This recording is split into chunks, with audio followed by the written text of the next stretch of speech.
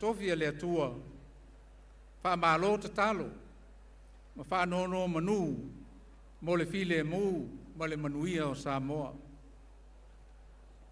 Lau fionga i le li palemia, ma le kapeneta, lau fionga i le fonga fitalai, ma le fono faitula fono, whaafitai lo autofi tai tunga i le taitainga, ma le whaafoina o le tātou Mālō. E mamoli fo i le wha Mālō i le fionga i le wha misiunsili, ma le masenga o le wha misinonga. A walo o tau wala awina. I le wha ngaluina ma tā ngaluenga, ma wha lapa o pitonga uma le Mālō, pisi nisi ma wha lapa o pitonga tu maoti. Ai meise o fono wha vai, le pule ma malu ali ma whai pule, ma le maawe ese o fioanga ma la lafanga, whapea le atunu o atoa. Whaaftailo o tau sao tā ua i le atina e ina o se o tātou o tunu. Ai meise o le puipuinga o tātou tangata, o tātou tofi ma mea sina, mo le tātou sia se o manga, ina ia manuia ma saunga le mu. E mana tua foi ma le loto whaafetai, sao tā ua o Mālō ma tātou paanga, o loo fisoswani mai pēa i pōro kalame e manuia i Samoa. Whaafetai leanga le lei. E fia whaaleo ina fo i le wha Mālō ma le whaafetai i o tātou ainga ma uo, lo papa au i atunu ma mau. Whaafetai le alolofa mai ma le tautua atunu. E ma malue o le nei whaapotpotonga, whaapea le atunu, o ati na e mga luenga lei uma ua whaia o na tātou whaatinoina. Ia fusifusia lea e whai mawi inga ma whaanetanga i le atua pule awao. Wa e mai a te ia mea le lei uma, a toa ma whaamanuianga uma. O le tatalo, ia tai alaina pea e le mana o le tātou atua, le wholaunga o le tātou Mālō ma le atunu. I tai malu, ma le afua si o le ngātai whale. Ia vea foi le autu o le whaamanatuina o le Tātou Tuto'Atasi i le nei tausanga. E whai mawhetu whaatonu wholau i le sao Samoa, nei mātai au. O le polo inga Iesu ino le awhio i le langi, ia o tau whealofani. Ia whaamanuia tele le atua i tātou Mālō whaalolongia, ma le nei potpotonga mamalu, whaapea Samoa au au. Ia manuia le whaamanatuina o le ono sulu whātausanga o lo Mālō Tuto'Atasi Samoa, soifua.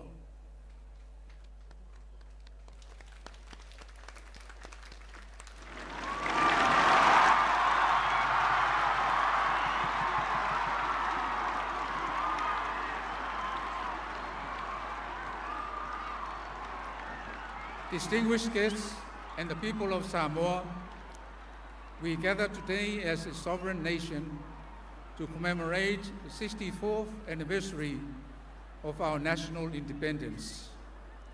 This historic milestone is a time for profound reflection and reverent remembrance of our forebears. The traditional leaders, elders, and pioneers whose unyielding vision, courage, and ultimate sacrifice secured for Samoa the right to govern its own affairs. The foundations they established through faith and determination remain the cornerstone of our country today. Their enduring legacy serves as a guiding light for every generation of our nation. In reviewing the history of our country over the past 64 years, we recognize a journey defined by resilience and collective hope as Samoa experienced periods of prosperity as well as times of significant national trials. Through natural disasters, economic challenges, and global uncertainties, the spirit of our people has remained unbroken.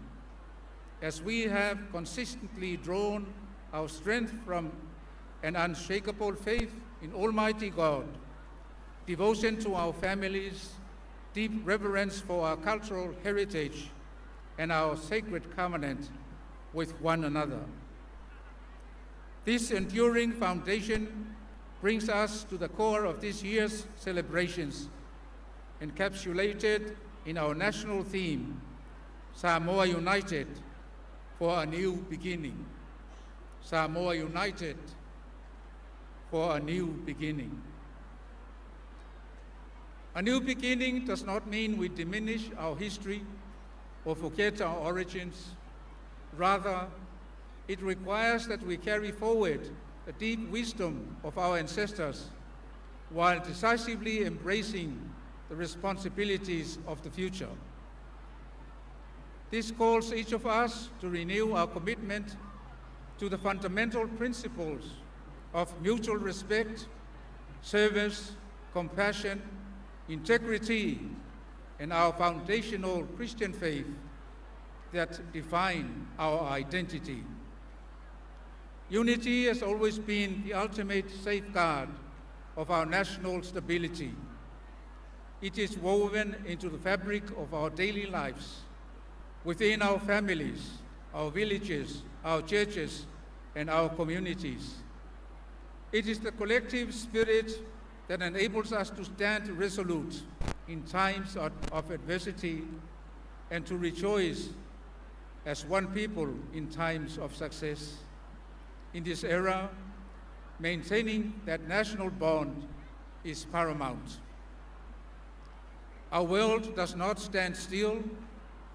Every day brings shifting realities, from the reach of new digital tools to the impacts of a changing climate and the pressures of a global economy. These movements bring both new doors to open and serious hurdles to meet. Meeting these changes cannot rest on the shoulders of the government alone. It calls for the hands and hearts of every single Samoan. It demands the shared dedication of our leaders and people at all levels of our society, the wisdom of our elders, the innovation of our youth, the industry of those working our lands, and the enduring loyalty of our diaspora. Our young people stand at the absolute center of this new chapter. As the future custodians of our heritage, we have a collective duty to invest heavily in their education, support their diverse talents, reinforce their moral values, and provide the stable frameworks necessary for them to flourish. In securing the advancement of our youth, we ensure that Samoa remains a strong, innovative, and confident nation. As we look toward the horizon, let us commit to building a Samoa that is prosperous, fair, and sustainable. We must strive for a society where every citizen has an equitable opportunity to succeed, a country that fiercely protects its environment for generations yet unborn, and a state that unswervingly upholds the principles of justice, peace, and good governance. On this Independence Day, let us reconfirm our promises to one another and to our country. Let us put aside division and embrace true cooperation. Let us replace distrust with mutual understanding. Together, let us step into this new beginning with confidence, hope, and clear determination. The Holy Scriptures remind us of the power of unity in Psalms 133, verse 1. It says, "How good and pleasant it is when brothers live together in unity." In the spirit of national unity, let us offer our humble and heartfelt thanks to Almighty God, whose divine providence, abiding grace, and unfailing protection continue to sustain and guide our nation. I deeply acknowledge the vital role of our church leaders and clergy across all Christian denominations in Samoa.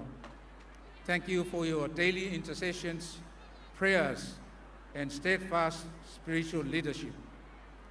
I extend sincere gratitude to the Honourable Prime Minister and the government, and the Honourable Speaker and members of Parliament for your leadership and service to our people. I also acknowledge Your Honour, the Chief Justice and the Judiciary for your steadfast commitment to upholding the law and preserving justice in our land. I commend all government ministries and corporations, the private sector, the business community, and the wider public for your collective contributions to the development, security, and well-being of our country. To our development partners, thank you for continuing to work alongside our government and people in a spirit of mutual respect and trusted collaboration. To our distinguished guests who have traveled from near and far, we are deeply honored by your presence and thank you for joining us in these celebrations. I extend our heartfelt appreciation to our Samoan people residing abroad. Thank you for your unwavering support, your sacrifices, and your enduring love for your home country. Finally, it is my earnest prayer that the abundant blessing of Almighty God shall continue to rest upon our beloved nation of Samoa and upon all who are gathered here on this auspicious occasion. May His divine wisdom continue to illuminate our path and guide us faithfully through every chapter of our journey. May the observance of this 64th anniversary of independence be marked by peace, harmony, and enduring prosperity. Soifua.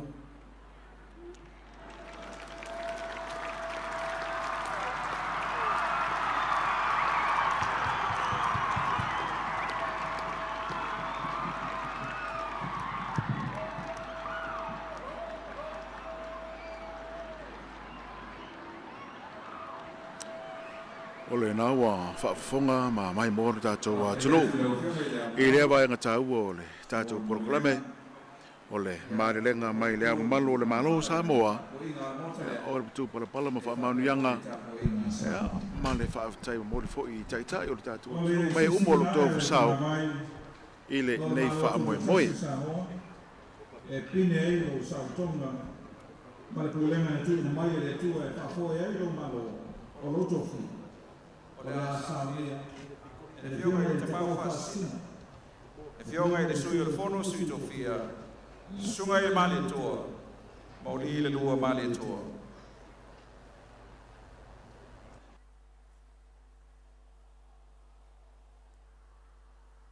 The hoisting of our national flag will be conducted by the Honourable Member of the Council of Deputies. Sunga I le male toa. Can I caution our guests and everyone gathered on these grounds that there will be 21 gun salutes to be fired from the cannons as the national anthem is being played by the police brass band. Please note that these are empty rounds made especially for ceremonial celebrations. E whaelo atu ma le whaaloalo a o Sisiina e le Tagāvai o le Mālō Tuto'Atasi o Samoa. Ia, ma le taina o le fua o le a whapapaina tātou whanawhanua e lua sepulutasi e whaailoa ai ia le maualunga o le aulia e le tunu o lona Mālō Tuto'Atasi le ono sepulu whātausanga. Ia, mai pala watu ina ia tautuana, ai mesia tātou whanau. Ia, ai mesia ia I lātou ia ini tūranga ini ngāse whaipitoa I whale tonu. Ia o a whiu atu, ia le whionga I le sui le whono sui tō whia, sunga I le male toa. Mō le tuina o le Tagāvai o le Mālō Tuto'Atasi. of Samoa.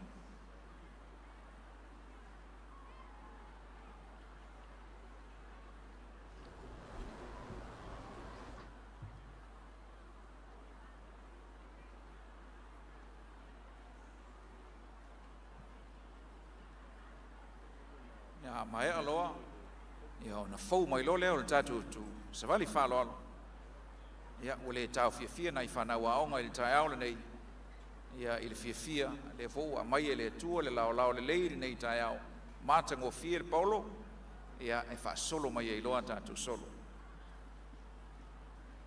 o te tapa mal fa lo le pai el mota ina ia o tatu tutulai mo le tu inae o le Tagāvai o le Mālō Tuto'Atasi usama.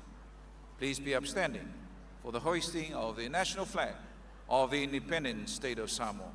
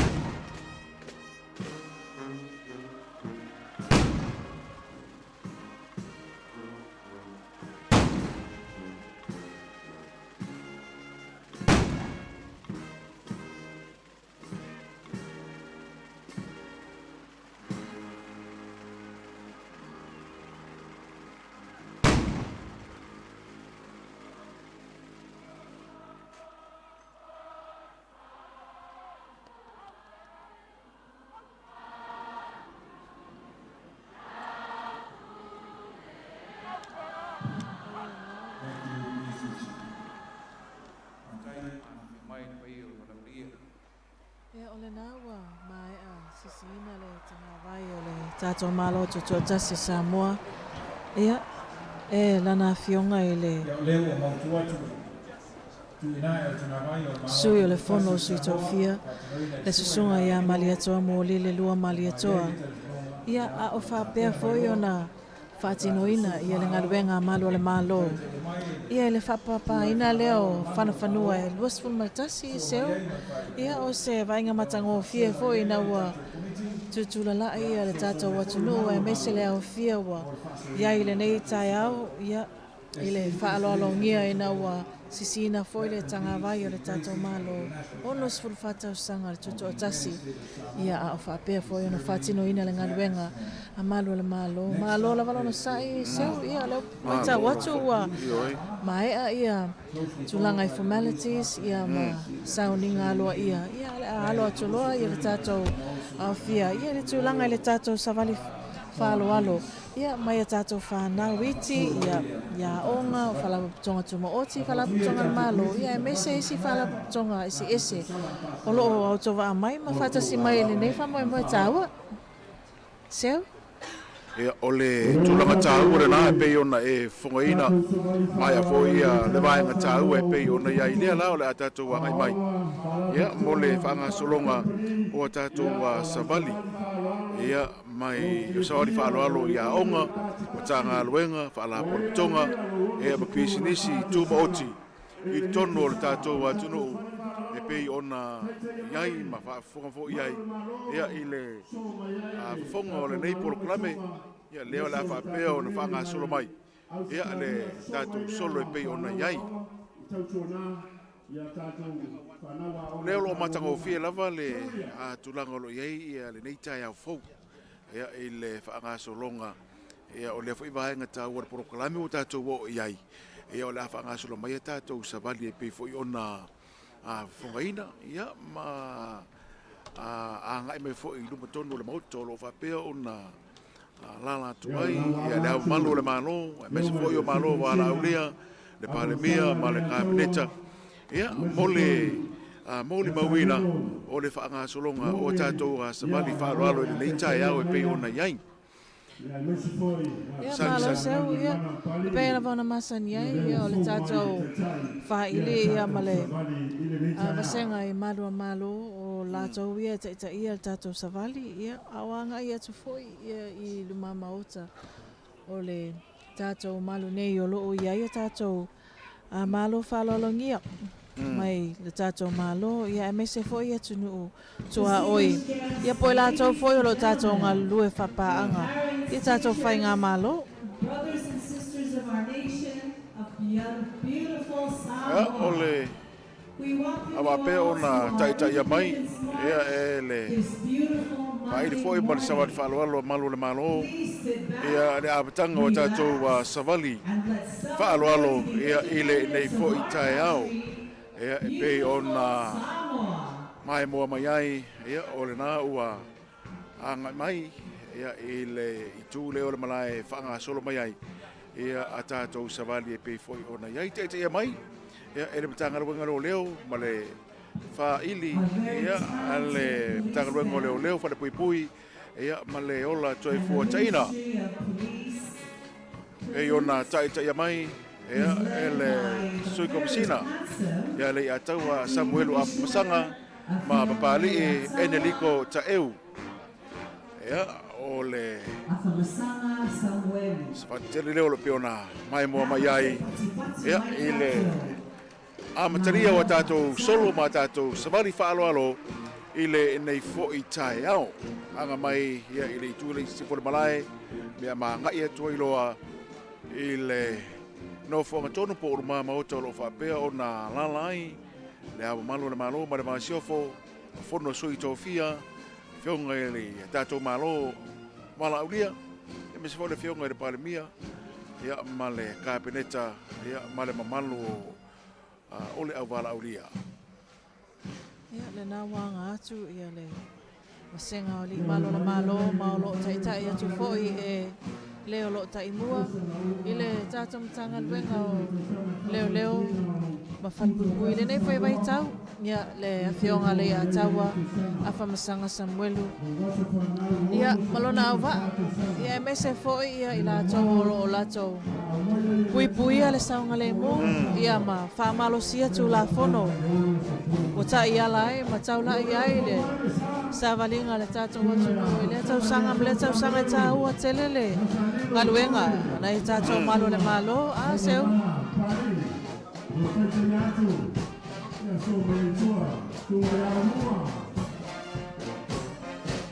pei ona mai moa mai ai ia ua ia tui romo tonu lava o le maota lo ia tātou malo wala ulia ia kama fo ia li kua upisina e tolua ia le ia taua Samuelu masanga ma pali e netuk tau ia au le tai whaili ma le whaili malo le malo e la ua ngatu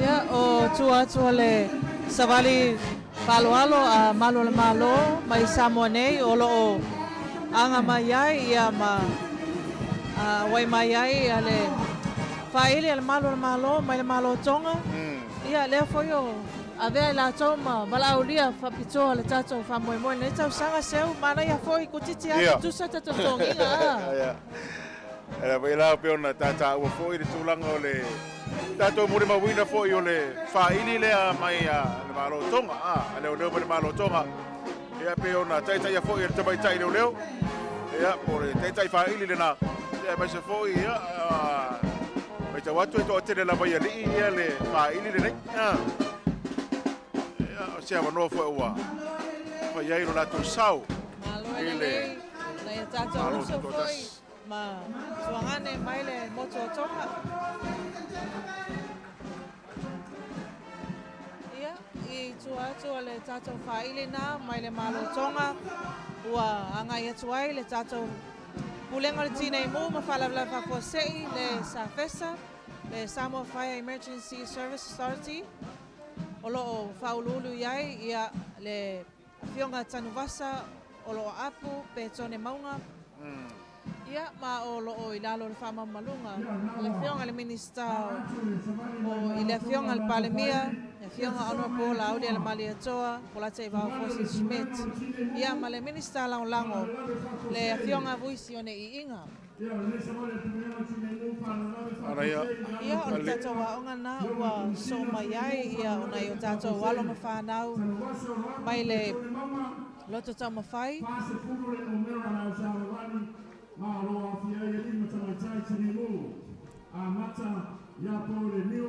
na i o tato walo ia ia fianga tu mau le soifua ia o lo alo mai ai tua ia le tato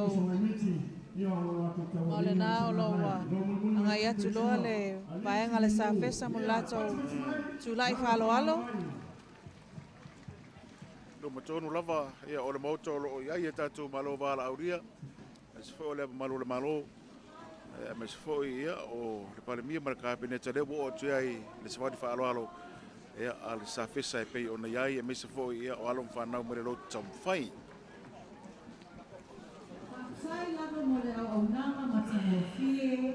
ia ole tatou aonga tulanga lua mai fasto'o le na ua anga atu I luma fale le tatou maota malunei o lo iai le avala aulia ia ole aonga le tulanga lua fasto'o uta ole sunga ile pule aonga o fui maono fo vale vaotongo ole au fainga ole tatou aonga tulanga loi fasto'o uta e tolu selas fuluono au fainga fai aonga to aiva mana fa vai mai le nei aonga tulanga lua ile TAUSAGA ia feva selau fast food tot ia ole matautu farela tai preschool aonga matautu farela tai dai fana leo pe ona iai ia lo latu sau ia I le savali nei pe foi ona iai ia I lalo te inga ia Caroline Seiuli ia to fa ia fa ia onga ia fast food ono ia fa ia le onga na mai fare la tai pe ona iai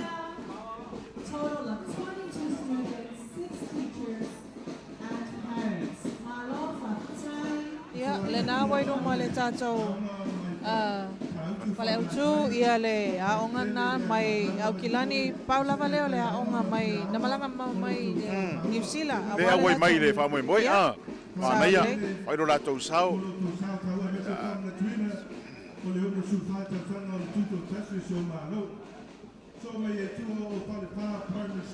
Pale fa primary school ia wa anga yatu ta ia le tamai tai pule ia me sepa ia malona ovaa ia tamai tai ma ali ifa ia onga le onga farfara na ua pasi atu ia le wo tonu mai lava ilumo le poiata le onga nei ia loto poe mai ali pata ia le wa mai mo mai ai e a lawa iluma tonu le mautolo ia tatu malo bala ulia ia le onga na farfara to poe lo mai mo mai ai Ia, o le tātou aonga lea lotu pue, o lo o teitai ia lea e le sunga tamaitai pule aonga ia ni Tagāvai au. So a wha le ainga whai aonga. Ia, se lau ono sfuruiva ia le. Au wha inga le tātou aonga lea se au. Lotu pue, tai. Ia o St. Paul e nā wanga mai. Stasi leo aonga e fau. E tono le tātou atunu. Le aonga tūlanga lua le i tā whaingata se au. Ia le nā Ia, wanga le St. Paul.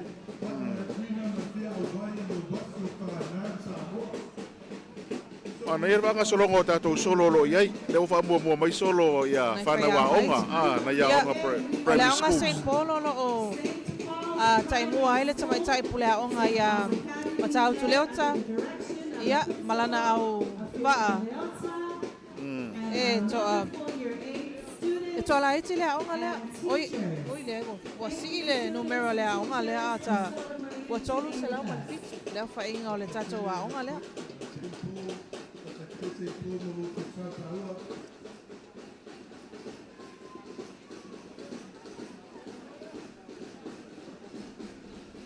Olo o e mai mo mai i te whaanga solonga o tātou solo. Me se labo solo a onga tulanga lua reo o whaanga solo mari temine o ang whata itai. E pe foi ona ngai mai. Moi fau Lincoln High School. Ia, o lesi foi le nā tātou onga. O lea onga primary school. George Brown e pe ona iai. Leo mai mua mai iai te mire nei. Ia o tuilo mo le no fongo lo iai tātou malo wala uria. Ia leise tātou a ongre nā.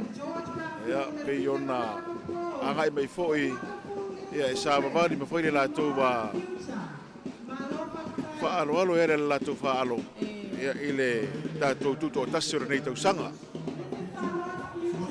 Ia, nā waso so o tua le George Brown School, ia, le lātou PTA, ia, o nei mātua, sangi fia le nei tai au. Ia, so o mai ai, ia le tātou aonga tuma oti lea o Robert Louis Stevenson. Ia, leo wa iai nei, rono fuanga fau i tā whaingata.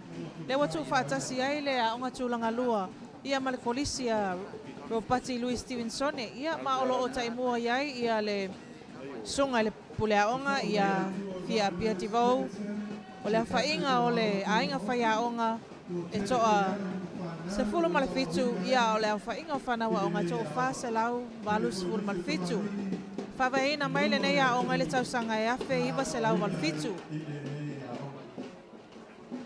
Ia, ona so o mai lea o le tātou aonga le Apia Primary, ia lea fo isa whaingoina mua ia Malifa. Malifa Primary School. O le tātou aonga a Apia Primary. Ia.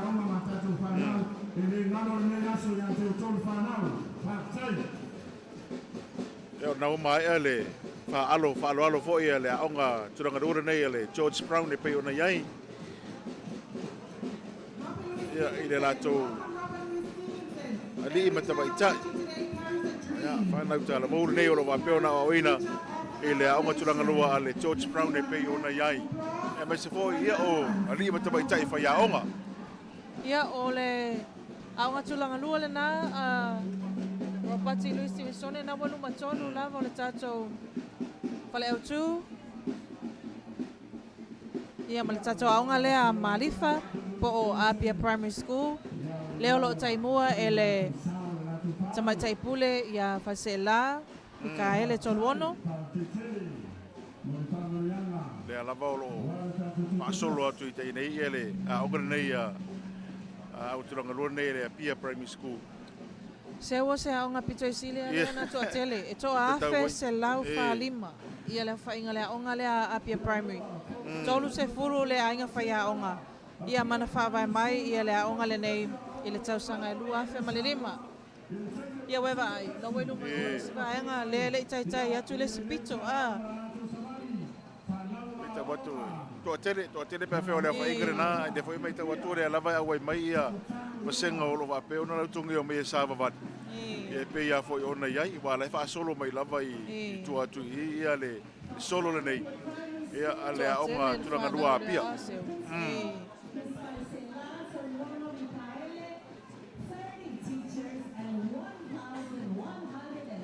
Lo e mai mo mai pe lava i le solo le na. Ia ale a onga turanga lua apia. Pe foi ona fai lo atu e Meritiana ia le pule a onga, ia malea whainga o le a onga tele le nei. Ia, me se foi o le ainga whai a onga e pei ona mai moa mai ai. Ia, whairo la tau sao, a wa foi le whaapana tuina o le ono se fulwhatau sanga o le Mālō Tuto'Atasi o Samoa. Ia. Mana ia le tongi al vaenga le apia primary a. Tutusa le lanu o le tongi ale. Nai whanawa onga. Ia whapea foi ia natou whai a onga. O le tu malo le va fono tiro te vai tu e pera le va solo mai a onga ta le fanga le wa mai mo mai ai oi lungo mai o ka fe alo vai o le mana ke sa vali nei fa na uti a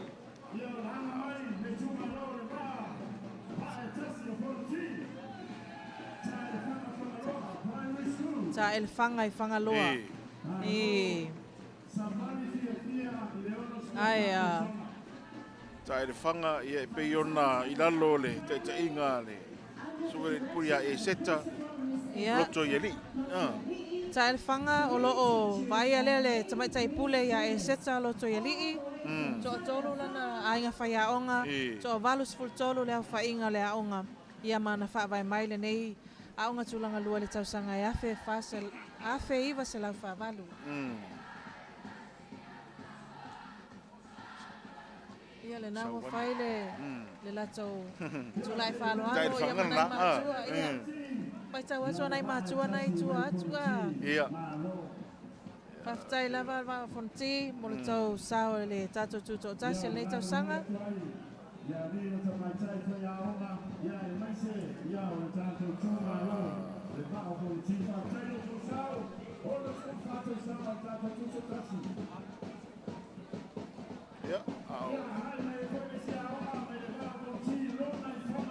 ia o lona fangaloa le na wa luma maota o le tatou au valaulia o loo taʻitaʻia le tatou agatulaga lua lea e le tamaitai pule ia vera lauese toʻatolu le aufaigaluega toʻalima sefululua ia le aufaiga o le tatou aʻoga lea ma na faavae mai le aʻoga tulaga lua lona I le tausaga e afe iva se lau limafā ia o loo e papea le fioga I le aumalo le malo ma le masiofo patipati mai auā foʻi le tali mai ia I le faaloalo ia a onga o lo whapea o nanga ia tu le teimi nei e pei o nei ai.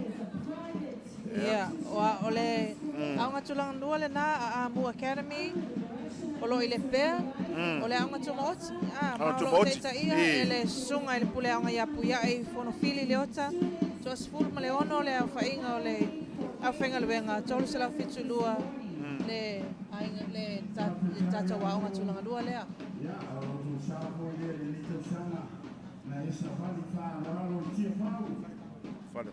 Ia, le nā wanga mai ia le aunga tulanga lua whalewao. Nai whanau fo ia ma le ainga whaiaonga.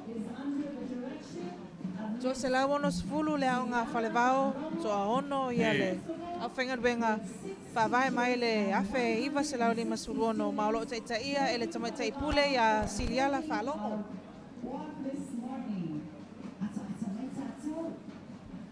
Ia, o le nawa silsila atu I le tatou, se tasi o tatou aonga e kalesia, le aonga St. Teresa I le pea. Ia, ma o loo taimua e tamaitai sā. Ma naia tongi a whai aonga ia, o le tōninga maasani lea la aonga nei a St. Teresa le pea. Ia, I tamaitai ia maali I o loo aonga ai. Ia o St. Teresa I le pea. O loo taʻitaʻia lea e Sister Maria te vanga to tolu le whaingaluenga to lima sufala whainga o le aonga ia ma o loo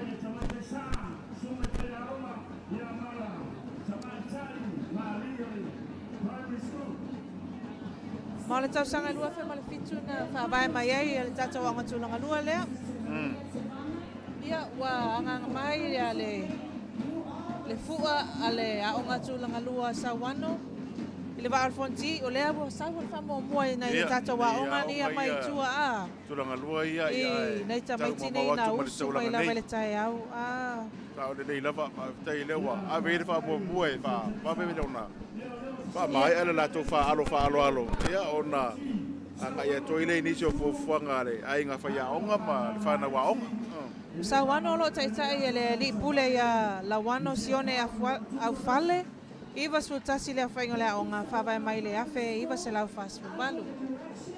O le nā wā ngātu ia le aonga tūlanga lua i vai mea, stasi nei o aonga tua tele a seu.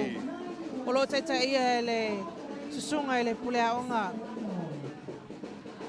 Ia fui, au kusa wā lesi, afe se lau se furu walu le whainga le aonga nei a vai mea. Vai mea. O lewa foi le tautua le ia onga toa tele foi tai ia matoa o le tātou atunu o na whawai mai le soifua le aonga lea. A wana whawai tonu lava le aonga nei. I le tausanga le tuto'atasi. Sao le nei la. Nuna wina wa ono sfulfa tausanga le tātou aonga tūlanga lua vai mea. Ai masala ua malu sfulfa ia tausanga le pule aonga le olo o. Te mire nei ia. Ia me euri soifua tautua. Ia. Euri soifua tautua. Ia. Ala foi le. Mai ale. A fionga le tai o le tunu ia malona fale tua. Fia foi le whana wa lista mai titi le whatua ai ale. Ia. Sa ole. Ia vai sila atu i pe laue. Opa ai le. I sui o le palemene ali i male a. Male toninga le. Mana ia toninga ai ngā whaia onga. Na saunoa mai le susunga i pule aonga. O lato tongi lea. Na tāpena ina whapitoa lava e se tasi o lato whaia onga watu ua naftanga. Maolo wau nei i atuna mamau. Lea na whai mea alofa le lato tongi lea. Ina ua malanga atu i New Zealand le lato tawhaonga sa watu New Zealand. Ia, i tua tane tasi, marching girls. O ingo la usavali. Leo mai e sa vali. I tua tane, pe whele mamā o le mea wo mai e tātou motele sa la whai. Ia, o lesi lea tūlanga mataina o le tātou tuto'atasi nei tausanga, marching girls. Lo watu e mai tau le paenga lea. Ia. O le sita mai titi se, o le whatuawa ai a le vai tino le fionga le teitai o le tunu ua. Sa ora nā whamtalanga. Samoa Adventist School.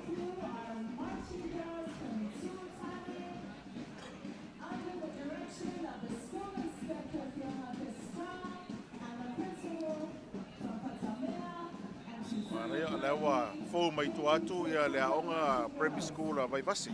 Ia.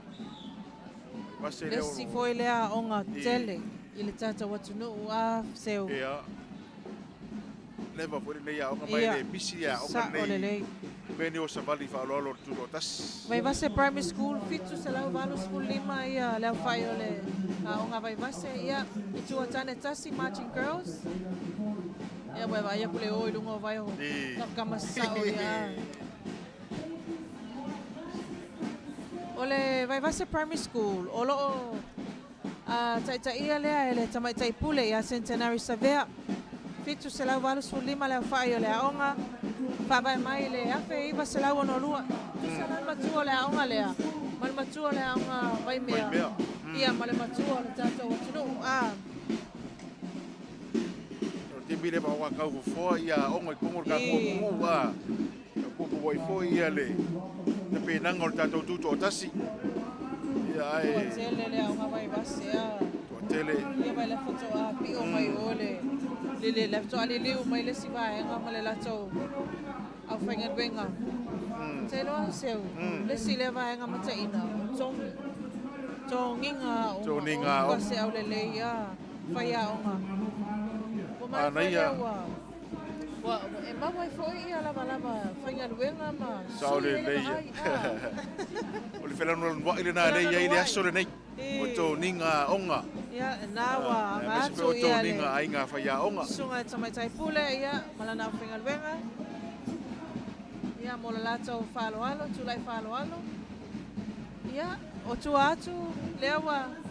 Ia, Le afionga le minista o le mtanga luenga o sotainga. Anga seata. Ia o lo tau whamai a mai pea ia le tulai whaloalo le tātou a onga waivase. A o Savalvale mai teine o le Sangata Maria e Savalalo. Sangata Maria e Savalalo. Whamai mai le afe valu se lau valu sful matasi.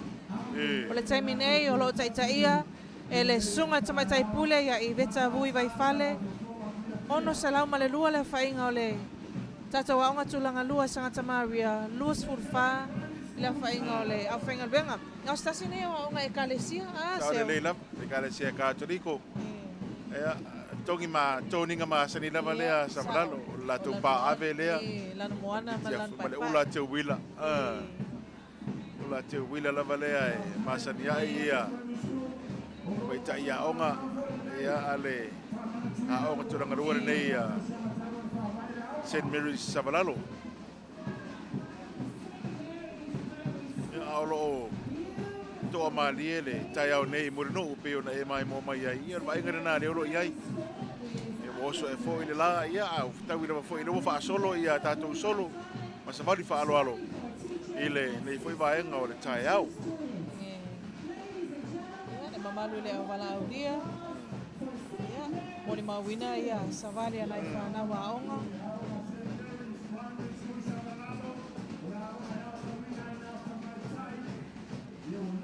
ia e na wa patino le tulai fa alo alo ia alo tamaitai wa o nesi nei o a se wa na tamaitai na ia sa o le leila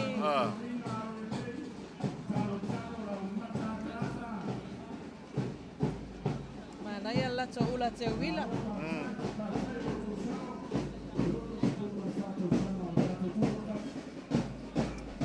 mo moli fo le hamalo nei matua ta le la e na fa ia na o le au lingo le o le suing o le ula o le leila ia ole isonga ele minista tupe ia o tele tuaia Sangata Maria ia sa ole leila tutula e mai fai lo foi le falo alo e se la toa ia le wanga mai stasi nei o onga le kalesia katoliko le tato Maris Brothers Primary School I Mulivai ia o lo tau e veina lea ele tamaitai pule ia tu Pepaniko to ono se lau lus fuluiva le whainga o le aonga maalisi. To lus fulua le whainga luenga. Whawai mai le tausanga e afe, valu se lau valvalu. Ia o le mio tamatua e maalisi. Masare le anga sa fotula fai. Sa fotula fai. Mama o tele le mea wasau e le tama le anta ita ia mai le aonga sa fotula fai. Ala wa fiu leo leo e tau fiu.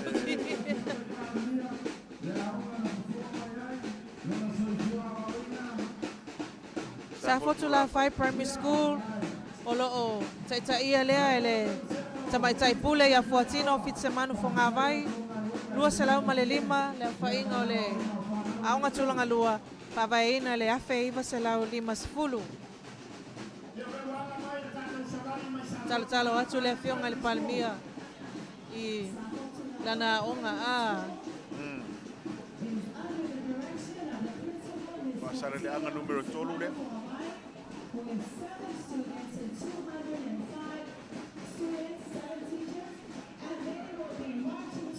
Kasi nei o aonga to tele I aonga ia le Katoriko le ngata St. Mary's Savalalo e whapea fo ia le aonga le malisi Mulivai e leu tau whamai a mai ia le nato solo e no whanga tonu le lauro i eila au bala au lia ia o sa fotula fai leo wa fai dola lato faalo ke masalo o le sile ula vale o le mo mai na ia tele le au mai so le nai fa na la iti mal mo tele sala fai o ka pe mo ko fa alo mai malo le malo vi fa alo nai fa na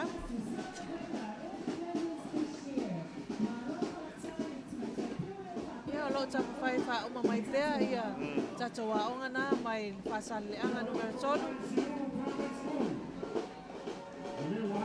ia le na wa so atu ma le tatou aonga na akape Primary School. Is under the direction of Miss Yaneta Akam, 11 teachers and 456 students. Ladies and gentlemen, we welcome Sauniga Primary School. Ia, si umure na lo itu atu le tatu wa onga le o mai ala lato fa'aloalo fa'aloalo. Ia alawa fou mai lo ia si umu itu atu. Ia o le tatu wa onga na pe ona yai. Ia, le nawa ngatu ia le aonga tulanga lua si umu.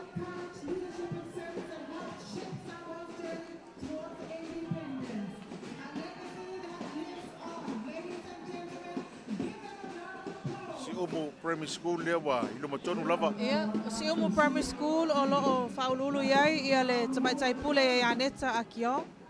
Fase lau 5 sumulono le whainga le aonga tulanga lua, 10 tasi le whainga le benga. Na whaavai mai le aonga si umu. Le aonga tulanga lua si umu i le tausanga e awhi iwa se lau 5 iwa. Na wa whaile lato fa'aloalo.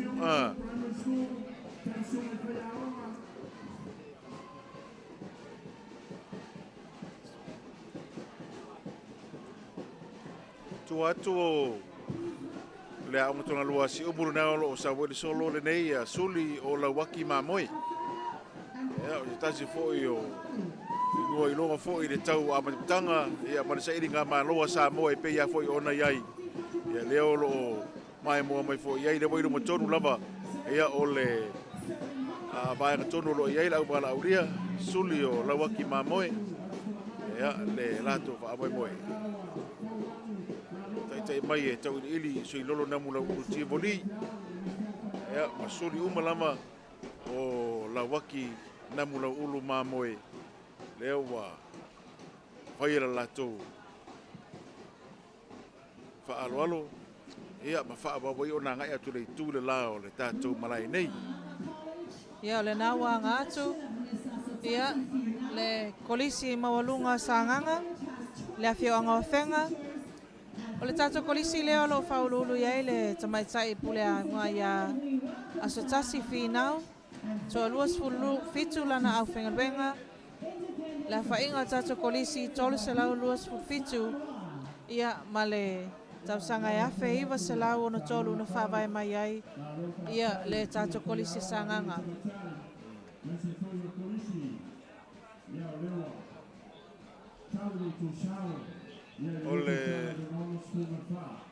Ole no o sola ua. Le ele solo de le tua mai ole ta onga de pe ona. Mai mo mai ia lai fo mai tua tu o.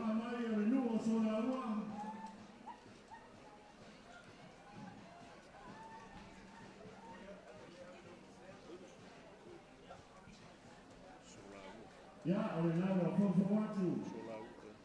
Pero no o sola. Sao Paulo, meu manaya o Yuli.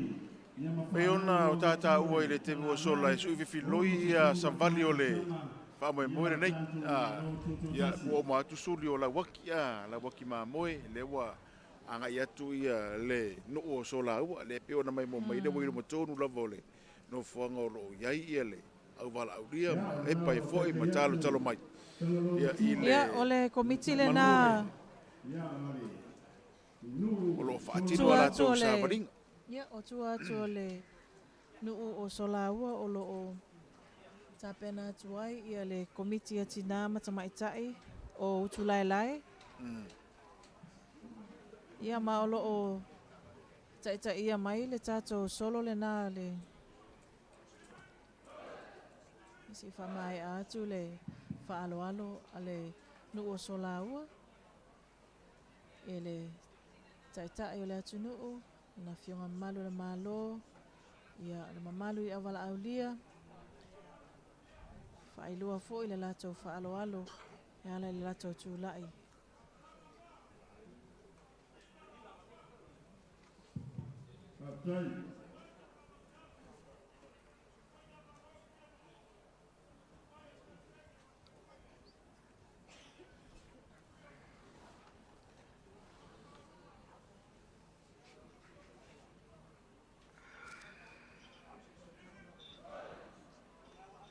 Ya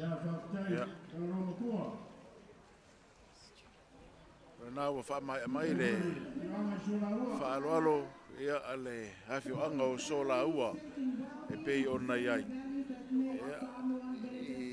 Le nei vaenga o whaanga solonga o tātou solo ma samari whaaloalo i le nei fwoi tai au nei.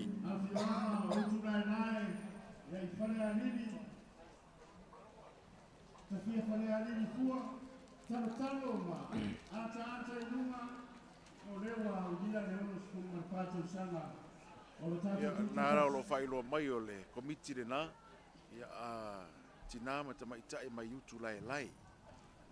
Nā ua whaifoi le lātou whaamanuia me se fo le lātou whaaloalo i pei ona iai.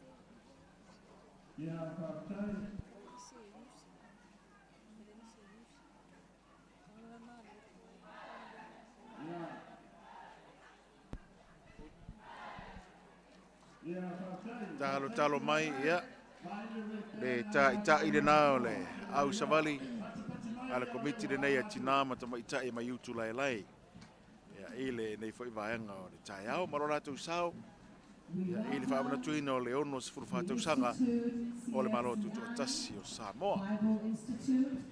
Thank you very much for attending today. Thank you for helping us study and learn more about the Bible.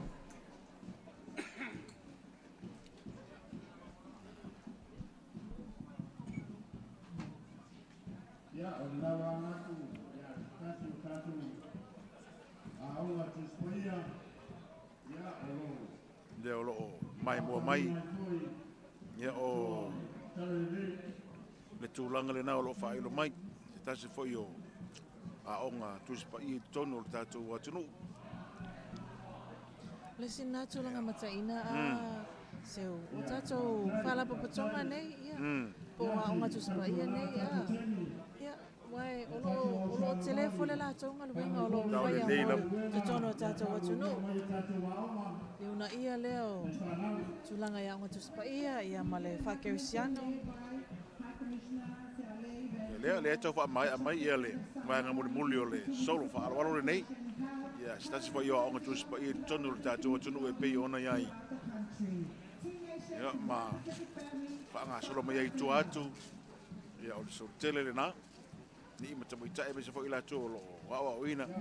Ia, ile ngā tusipa ia e pei ona mai ala la tō a whaaloalo. Ia, ile tai au nei.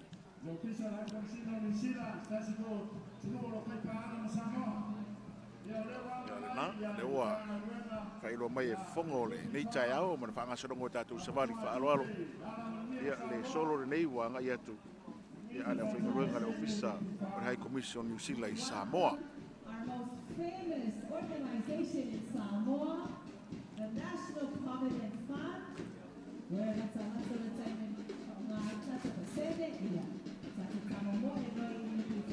Thank you very much, Nupifa staff, for your patience and your understanding. Ia whaingaruenga tēle le nā. Ia ale Nupifa pei ona iai.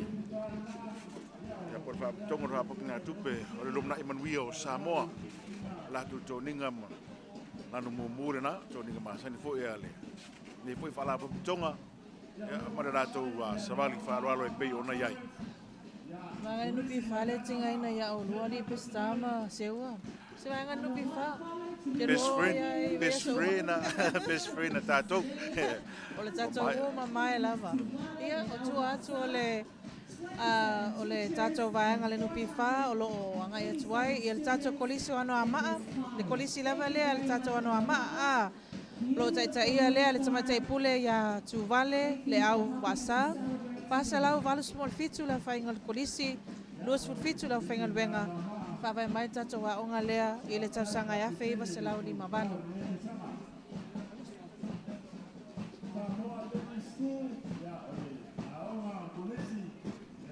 Ia, pei ona e maua mai tu atu o le tātou wa onga leo wa angai mai. Ia o le onga ale kare si asufitu. O le toi fio mai i la lovaya.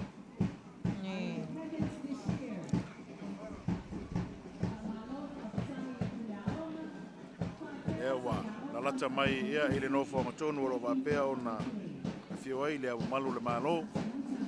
E se foi ia o tatou malo vala aulia. Me se foi ia o le palemia ma le kabineta. Le wo tonu mai lava ia i o la toruma le sa malinga nei. Ia ale kale sia sfitu i la waya ma le lato polisi. Tasi nei au to tele pe ona mata watu yai.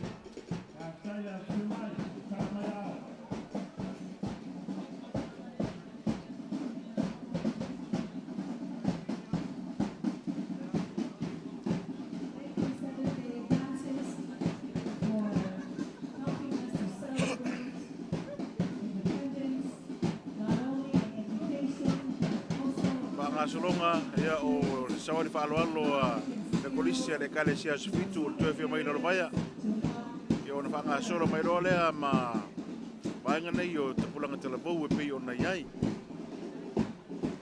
ale e kale sia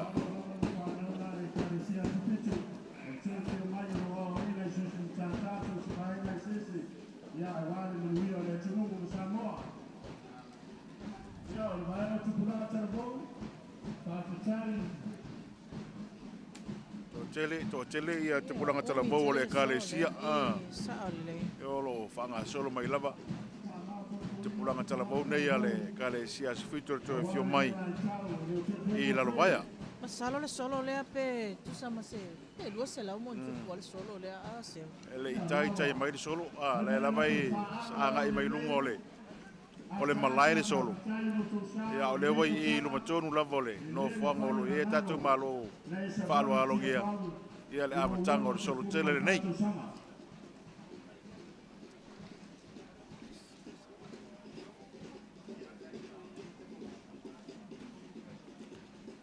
Mare si lava le nei foi a ekalesia e le misi lava e savalia ana te puranga talavou e tele o savali faaloalo le Tuto'Atasi e pei ona iai TAUSAGA taitasi ia o le savali le nei ia a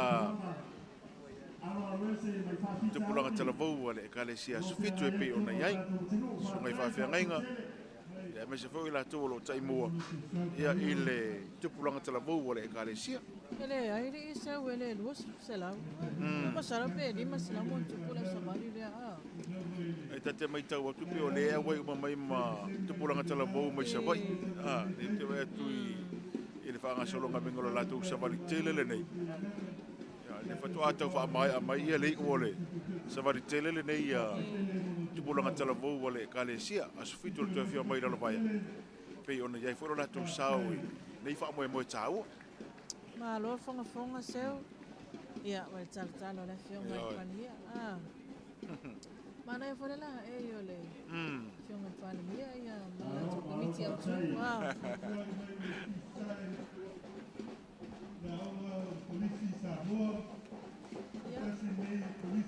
Tua le tatou ekalesia sfitu le na wa sama mo mai le tongi ale tatou polisi Samoa alo tama fai pe mai ia le tatou solo tele nei ma le ekalesia sfitu le na wa iluma tonu lava o le fionga ele amamalo le malo ma le avalaulia ia le vaenga mo le solo tele nei ale kolisio Samoa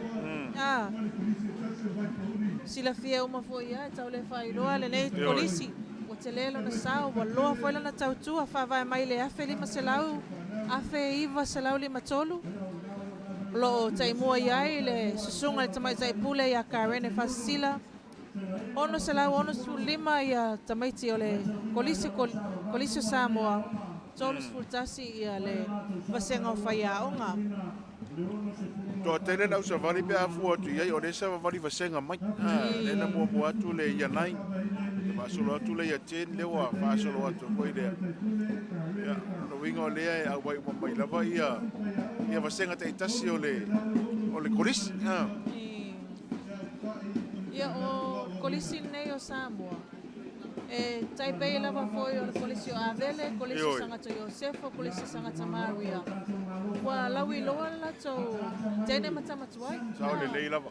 O wa tele foi sao matina e le tunu ua fai sao ia polisi nei o matu fana wa onga ia so so mai ia tele matamatuai ua fai la tau sao ma fo ai foi le tama ai ngala tata wa tunu teachers, parents, toi whātalo whātu, e lau mai moa malau whaafonga mai, le foi vaenga o le tai au, ai na ua whanga solo a tātou savari whaaloalo, ia awa, i ruma tonu lava o le bauta o le au wala ulia, ia le senga sifurulua, a le polisi o Samoa, e pei ona iai. Ia o e papea le mai moanga, a le mamalo la wala ulia e ona iai ia o le sa vali atu ia tama mtene tu ia la foi talo mai lunga ia lesi foi o o sa fainga o tama mtene tu ia o le tato polisi Samoa ese foi toni ale vai sa o le lei lava ia ngai fai ai kausanga le pia pe na la utau mata watu iai le fanga solonga o savali le ia ia na lo talo mai ia mata mata i toia ia tene ma tama tuai le skopa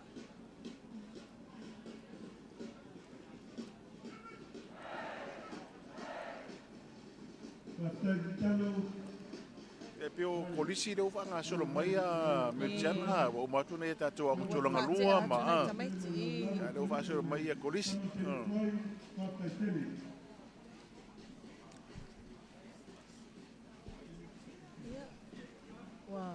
wa loa fo le tautua nai o tātou tamali ia tamali o tātou atunu te lele lātou sao le atina ia mai tamau ainga o Samoa so se vai panoa i pisi nisi ngā luenga whalape pitonga le Mālō whalape pitonga tumaoti ia mai o lokora i rifi ngaro le ku mai fe au sa ole ia o tua atu le tama mtene tuai al polisi o Samoa o loo tapena mai ai ia le Wesley College o polisi le kalesia metisi taita ia e Reverend ali le fua le awhainga o tama mtene al polisi o wasele iwa se lau lua sifulu awhainga le awhainga luenga tolu sifulu male iwa mana whawai mai le nei polisi i le tausaga e afe iwa se lau lima fitu. Oe mana tua seu le si fo i tūlanga mataina le na tūlai mai le kolisi lea i sana pa tuma tausaga tua nai atu. Nana aula kapi. So lele defending champions under 18. O i o le whai lele atu ai nisi tātou.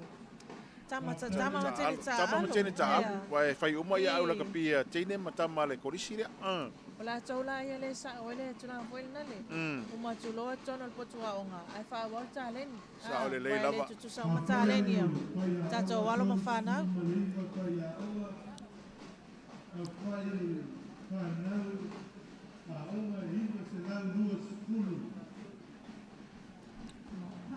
so tele na pe ona mai mo mai ai ia ale sile pale ula pe ona va fonga mai ai so tele foi le onga le wa foi ole onga le ai molana onga matata ss me tau vocational education le ia le foi isi toinga matata pe ole kamuta ole palama ole insinia le e fa wa tu ai pe au mar kolisia lau mua la puna o lau mua puna o ale solo na ia pe ona ia ole au ila loi for sifuro te usanga ali matamaitai ala kolisi o se le pe ona ai mua mai ai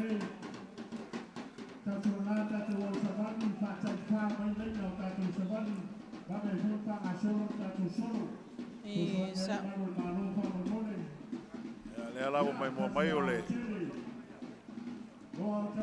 polisi la le tata ese le kale sia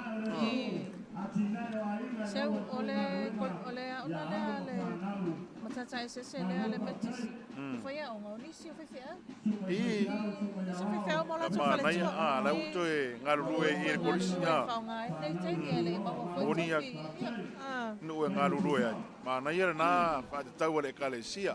Te ma fo le kalesia. Ia fa nga peo. Mai ele fatinonga foi onga luenga.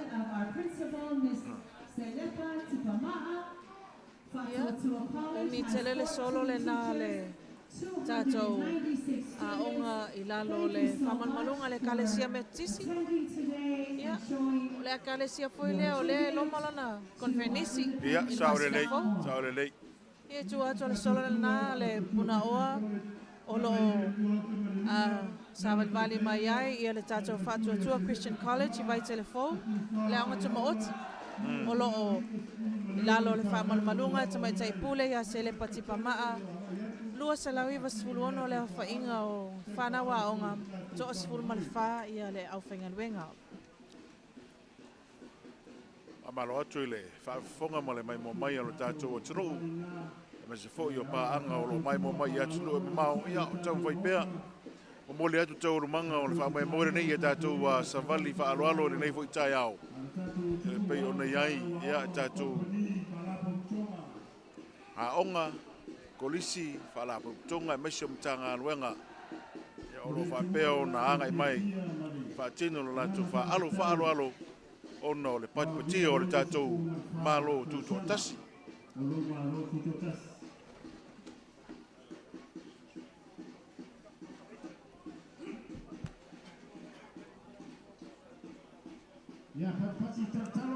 To tele foi le polisi le nei o fatu tu ele mata o tu ai To tele svai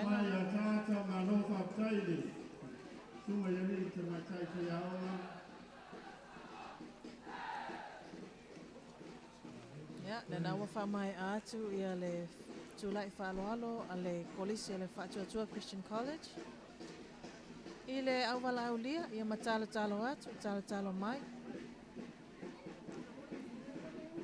We welcome Mālō College to our celebrations today. Tuatu whanawaonga ia ole ainga whaiaonga ia tamaitai pule malana ainga whaiaonga o loo tau aveina foi ia le ngaruenga i tato polisi le nei vai taimi. Tuatu ole whatuatua Christian College o loo ta pena mai eise tasi foi nei o polisi toa tele le tato Mālō i o loo ia nei vai vasitai le polisi vai maunga. Polisi vai maunga. Lo taita ia le afionga famuina to vi o taefu. Lima se lau tolu sfulfa le afainga o le tama matene o polisi vai maunga. Tolu sfulviva le afainga luenga. Ia ma o le tausanga e afe iwa se lau ono whaana whaavai mai ei le nei polisi.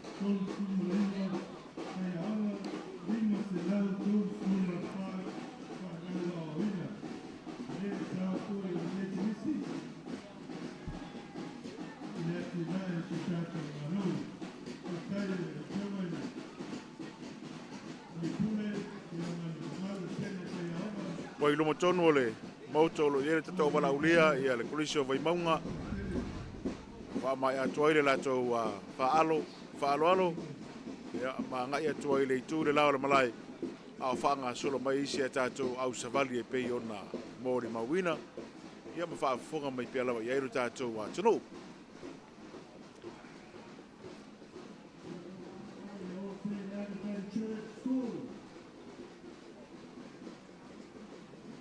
Le nawa talo atu ia le au whainga luenga ia ma le ainga whaiaonga a le kolisio mai maunga i le au wala au lia whailoa foi le lato whaaloalo i le tato whamoe ia o tua atu o le ainga whaiaonga le kolisio vai maunga o lo anga mai ai le All Saints Anglican Primary School i Malifa paonga le kalesia Ngelani.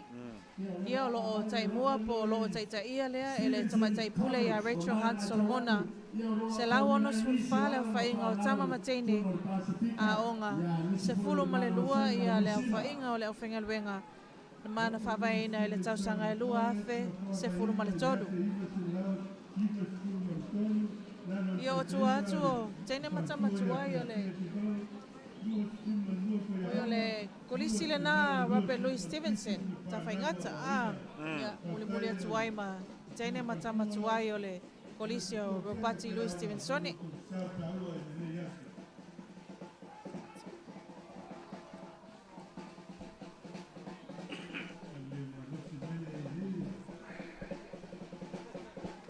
Na ia le tūlanga le pāolo mai. Ioi. Tai au walo was. Aolo lava le. A le pāolo mai.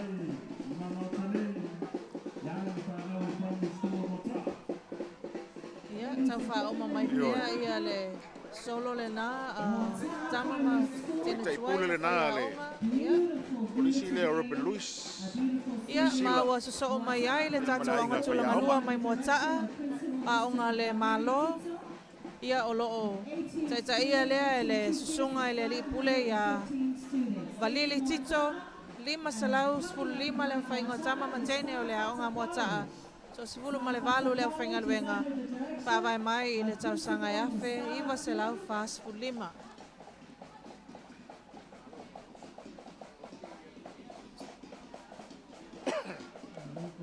Le aonga turanga ruarena moataa u tau whaewe mai e la tau solo.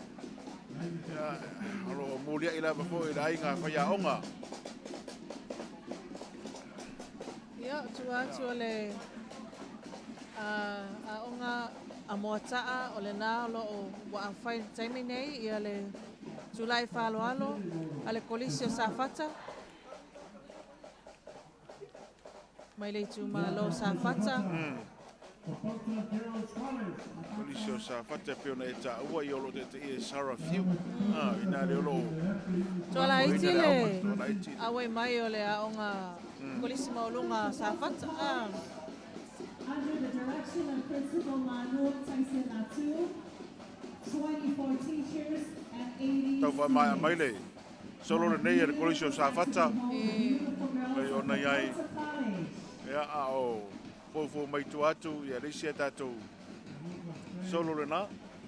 Ia, o le aonga le kalesia, tēne o le papa, mai papauta, tai mua ai, ia le tamai tai pule, ia mālua, tai se lātu, fitu sfulvalu, tamai tai o loa o ina ai, lua sfultasi lau whaingaluenga, mana whawai mai le tausanga e afe, iwa se lau walu sfultasi, le kolisia tēne o le papa. Whawtai la vai le tau awai mai, ia, lau sunga foi tamai tai pule, ma tamai tai ia o lau kolisi.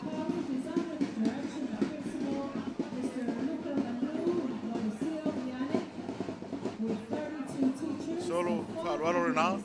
Peo na whaero atu e le ritiana o tamai tai papauta. E mai se whai o le ainga whaiaonga. Le tua ma le ainga whaiaonga e peo na taro taro atu e le au wala au ria. Ia le nā wanga mai le kolisi e le unu moenga fau i Mālua a onga le kalesia whapoptonga Sisiina Samoa taita ia e le susunga le ali pule ia lupe o manu lo le sio viane 5 selau fitu wono le whainga o tamaitai teine matama le kolisi solus fulua le whainga luenga mana whawai mai le nei kolisi i le tausanga e afe valu selau iwa sifulu. Sewa silisila tu ipu nai tau nai tau lima ina e whanau tama o le kolisi. Sa sileo o la kapi ta ina foi le tama whai.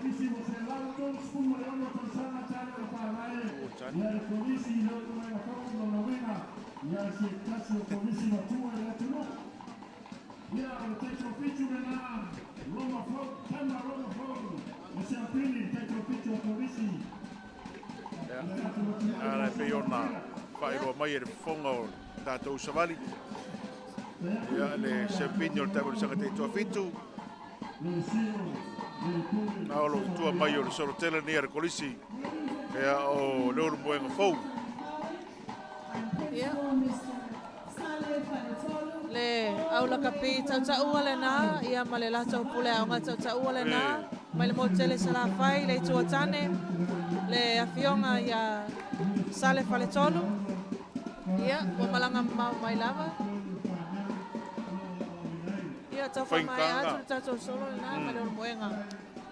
le stulanga le wa mai tawina le nei tai au. O le awai o tatou au la kapia onga. Ioi.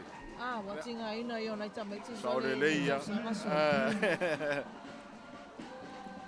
Ya. Na wa o atu ia le amosal savavau. Tamai tai pule ia leota dona. Ia malana au whaingaruenga. Thank you for your participation today and helping us to celebrate 64 years of independence. Na fatoa fa mai ele. Solo tele le ar colisio le moenga. Nei tamai tai le na mai le colisio tuatane o tele salafai. Le au le ufainga. Lo ama. Fi ale pule le popular e Facebook. Ya me sora na ulo kapi. Ya sa ole. Mo kwa va fainga va fa inga se au le a. Ya le universite ole ama sa va ole.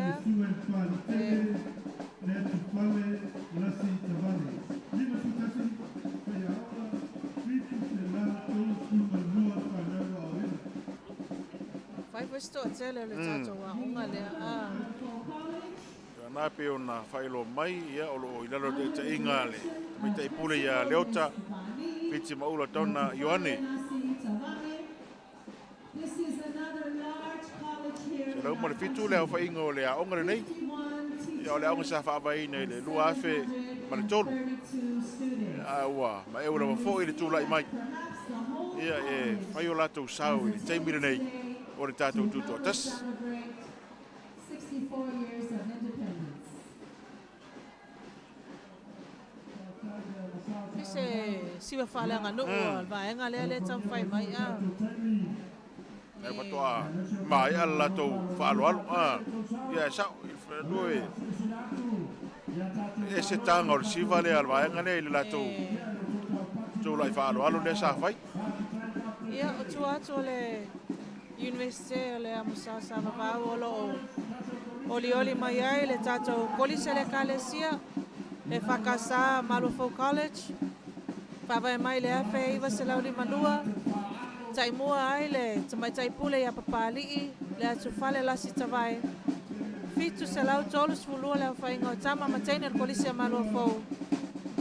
Loa wawina e le ainga whaia o ngā toa lima sfulma tasi. Le wailumo le au wala au ria ia le tatou kolise a Mālō. Ala le i tai mai lunga le malai. Ia, o le ewe e sa wawali mai fo i le level. O le tausaga se furu rua la leo lo whaasoro mai.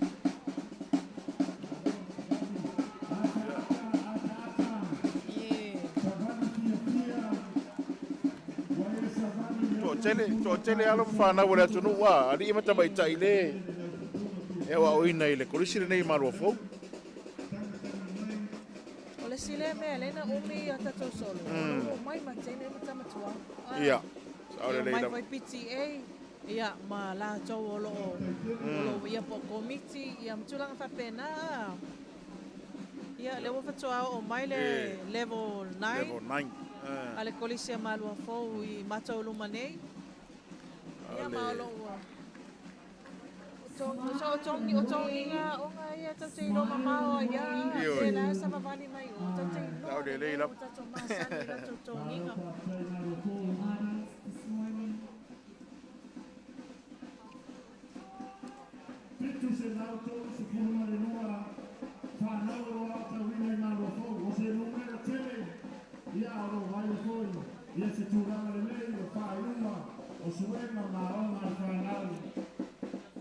Sa o le tala le. Tau sanga le tea. Mata ina foi maua nunga tūlanga i whai unga suenga korisa Mālō. Pai mo ia e le whapea foi whatawanga vale tamo whai anisio korisi. Ai ile whatulanga na ia o visao ta suenga nei tau sanga tuana. Mana ia ia tamo whai ale kolisia Mālō. Ori foi le Mālō mal whaftai le tamai tai pule ia male ainga whai a onga. E laki o le aonga le toa tele whai a onga. Tele o nei whai nei a onga Mālō. O le ini whai a onga. Tau sa iri a tatu whai a onga. Ia le o tu ua e lama le ngaluenga na ia li Maria la. Mawhai ai. Whatau no ula lātou ngā luenga, ia. Tama wha o mamai pele solo a kolisia Mālō fau. Saloli.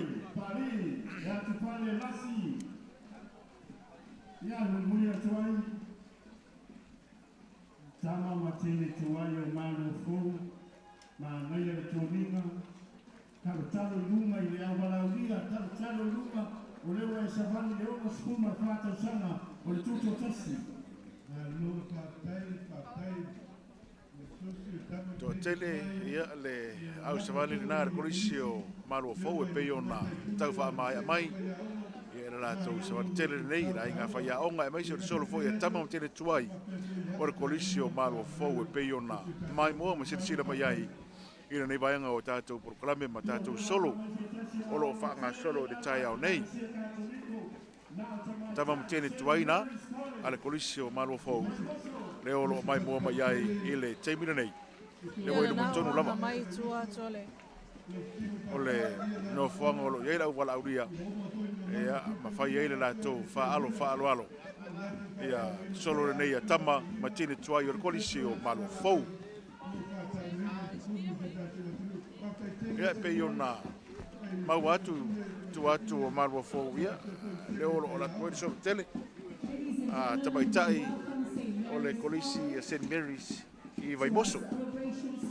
Ia kolisi lea sangata maria i Vaimoso seu e toa lima se lau sulu iwa lea whai ar kolisi se fulmal valu lea inga whai aonga ia maolo o taitaina lea e le tamaitai pule ia le petiaina sina fitu whawai mai le kolisi a sangata maria le TAUSAGA e awhi iwa se lau le maono. Tasi lea kolisi le kalisia katoliko. Ia. E mau popo fo ia o lana... Ioi. Tēne tuai ar kolisi le nei, saore nei lava. Foi ala tau polo kalame whaatino ma whaanga solo ia. E sosoani lava e lango oere kolisi.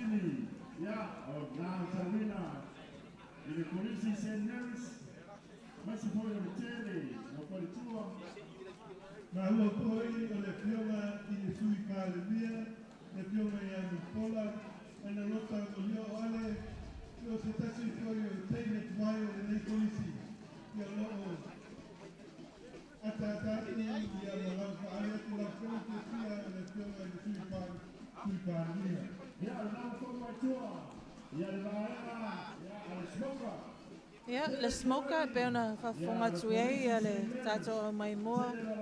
Stasi leo asosi to atele o le tātou atunuu. Ia o loo whamoa popo e tama e tai, sa o onga. Matau tuaina ia le kolisi sangata maria. Mai lava i le aolonga tūlanga lua. Se ia o mai le kolisi. Ia ma le nāmu tūla i fo i le tama e tai minista o tanga luenga o tupe. O ia foi o lo toi te tono o le li o le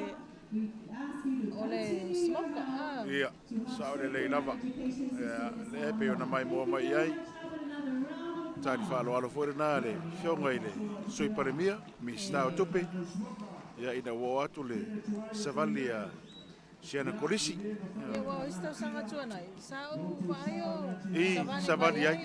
Le whionga mulpola i le savali le alana lau mua. Saore lei lava.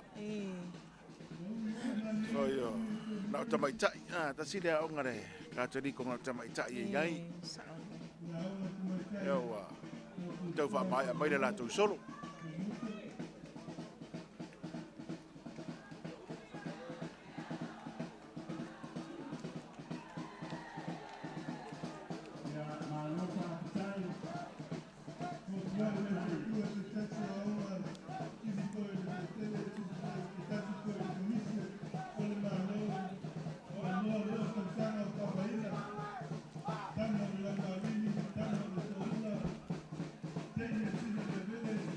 Mai le solo le nā, a le kolisio St. Mary's e pei ona iai, ia ma le ai ngā whaia onga,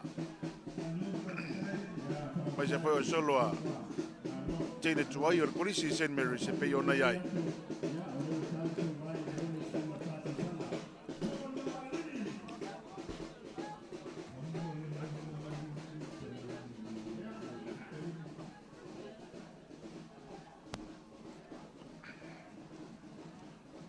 ele I tai mai tātou solo.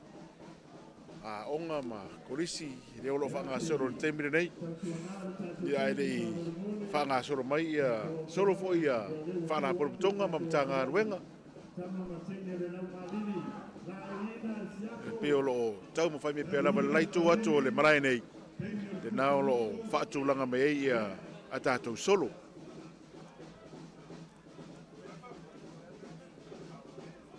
We welcome Avele College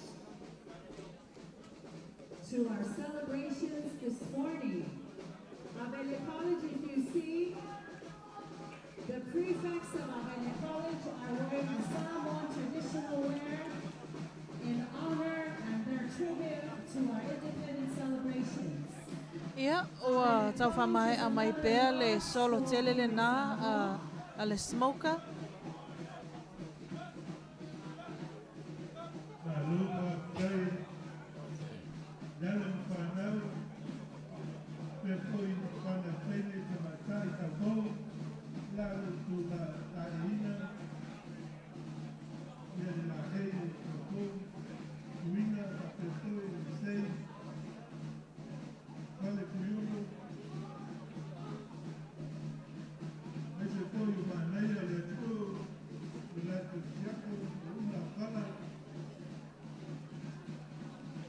Olo tau wha mai atu le solo le nā. Sa mai tai tuai o le Olisi o St. Mary se pei ona iai. Nā nā wha whonga mai ia I whonga o tātou safari tai o ne Kolisi o Avele. Leo luma tonu lo foi o le mauto lo e pai le au wala auria. Ia, ma wha solo tuai ia la tātou safari wha aloalo. Se ole kolisi a vele 5 salau tolu sefulu tama matene o le kolisi. O la tau le o lo fai mai te unga.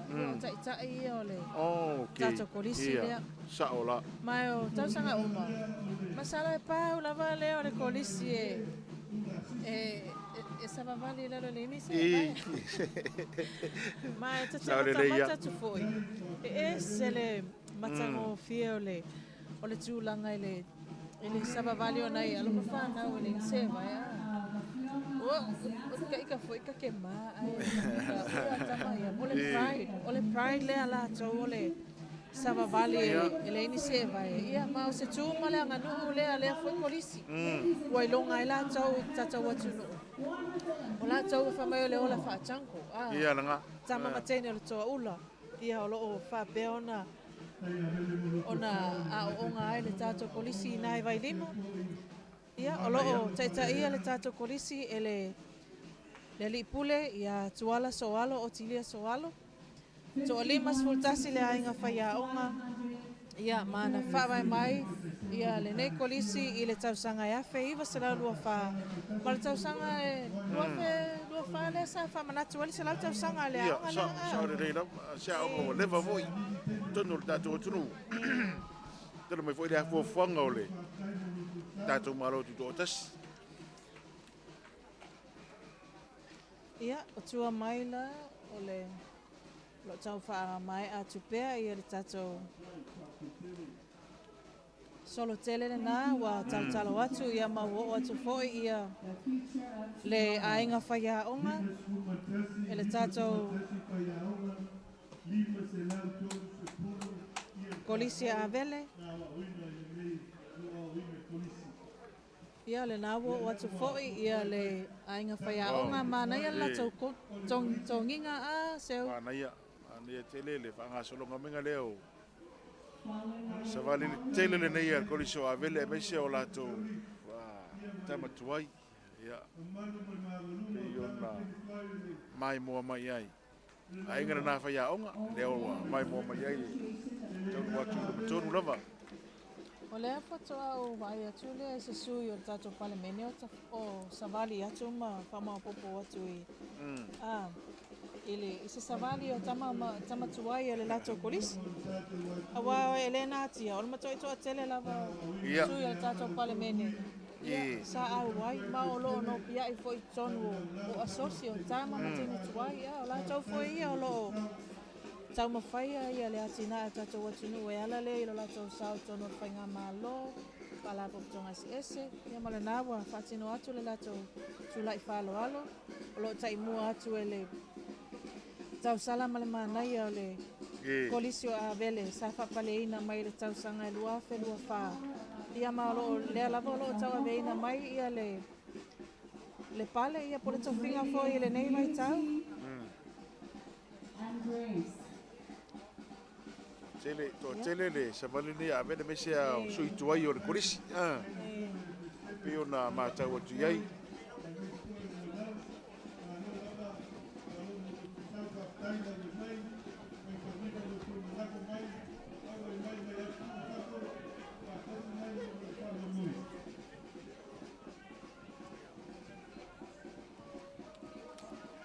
ia le nawa whaatino atu ia le tulai whaaloalo le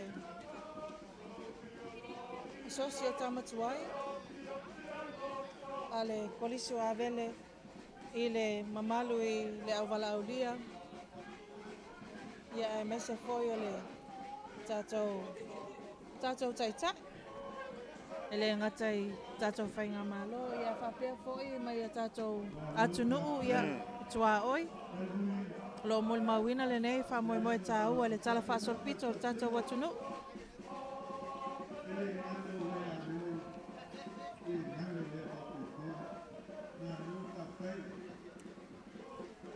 We extend our heartfelt appreciation to those members of our old association who traveled near and far to be with us today to celebrate the 64 years independence of our beautiful Samoa.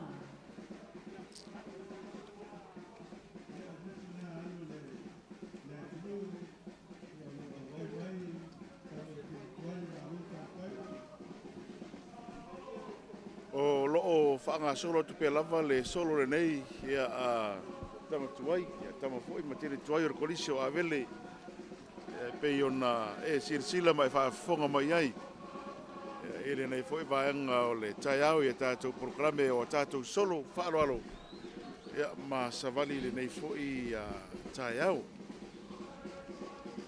stasi foi nau solo umia seu kolisi o avele tama tuai tama matene tuai o le kolisi o avele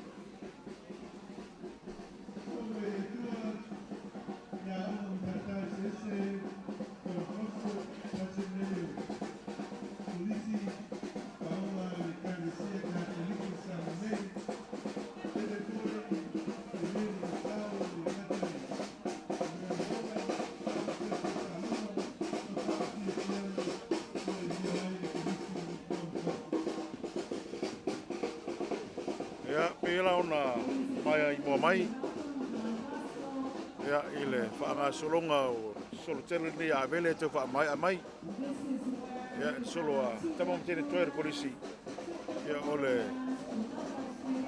ngam data ese Don Bosco na olo fofo mai tu atu ia ole se mari fa alo nei a vele pe ona iai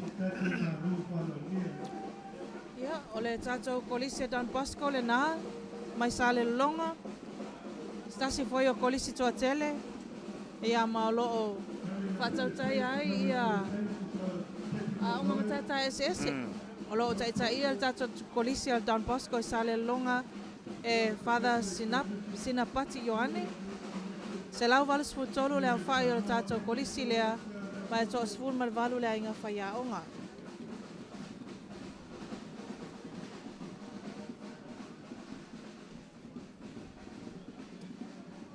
Fia foi e vai atu le wai mai nei tatou whanau a onga mai savai ia ia moni lava e ui ana whaingata leo mai e o mai i le taungo fie ioi ia e o mawhoitoi anga e foi le pasi ia matia atu le vaa fia ia mala usi ia ia ua mawale ava noa e o mai e foi e o mai poru nei ia masava vali ai le nei Tuto'Atasi ia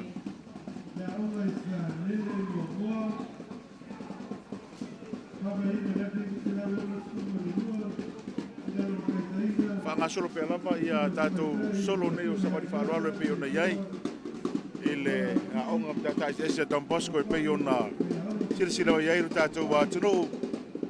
Ia o tau wha mai e la tātou solo tele le nā. E pe ona iai. Ia o tua atu le Kolisia Don Bosco o loo Savalvali mai ai. Ia le Kolisia Sanele mai moa lalo le Kalesia Katoliko pavaeina le tausaga e afe iva se lau ono lua taʻitaʻia le tamaitai pule ia unasa te proa toʻatui tosefulu le aufaigaluega se lau valu sefulu le aufaiga o tama mateni o le Kolisia Sanele.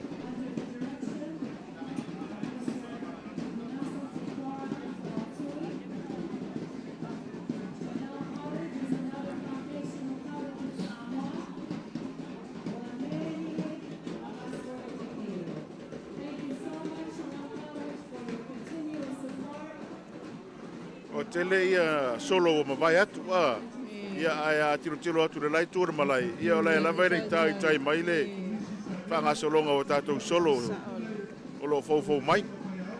E te masalo ana whaapea e o mai uma Samoa o mai uma ia matanga ruenga ese o e kalesi ai. E aso atu a tātou i a seu.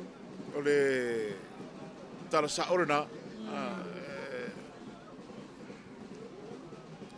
O le tamaitai pule ia o nasa, te proa toʻatui, o loo tau aveina, ia le foi o le tātou Kolisia Sanele i mua. Ma o le nāua solo atu ai foʻi ma tama matene tuai o le tātou Kolisia Sanele. Ia, mai tau mai tau atu au, susunga i li au ao ia ma latou fale tua foʻi lea e. Tawalunga mai el tātou solo tele lea Sanele a seu. Ia, o le au taravou na sareta, e sao. Lea e whamai tua mai o Sanele. Au taravou wale e kalesia na sareta. Ia, le nau a talo atu.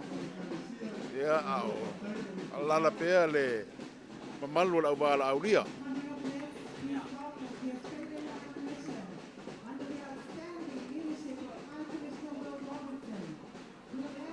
Tele ia alo mo whanau po tupulanga tera baufo ia le Kalesia Nasareta la tau ia. Ko iona mai moa mai ia mai se ia o whare tua ma awao. Ia ole e Kalesia e pe iona muli ia i solo tele nei. Ia ale Kalesia Nasareta i Samoa. Ia, le nāua susau mai ia le tātou ofisa le nā o le komisina mawalunga o Australia i Samoa. O tātou pāanga whawau Mālō Ia, au le leira. Seu, ia le nā o loo taʻitaʻi mai foi e le whionga i le komisina o Australia i Samoa nei. Ia malona au waa. Nanaia foi le lato tō nginga. Ia. Vai i tamitina whana nau mai Australia le o mai sava vale tātou ono sfutfata usanga a seu. Whainga tā tele nei aso. Ia o tua atu ale au whainga luenga ale komisina mawalunga o Australia i Samoa o loo alo mai ele komite tina matamai tai mai ta whaingata. Ma o le nei komiti e tusa ma le fast food sui awai. Ma o se komiti whato atau a mata. Tu whatasia le tausanga nei. Ia, so mai ai lea le tātou matanga luenga le nā o tupe. Tanga luenga o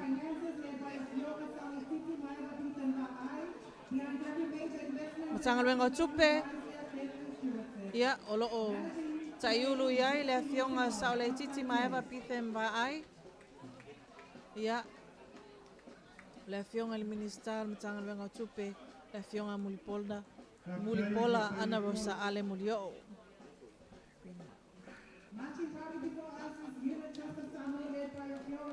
So tele le au whainga luenga nei. Iona mai mo mai ai. Tau whamai mai ia le so tele nei ia le tangarongo tupe. Ia no tātou atino. pe ona mai mo mai ia tua mai le o sawaile solo ne le yutos sta siro foio do tino o tanga wenga tatu malo e pe ia foi ona iai e wa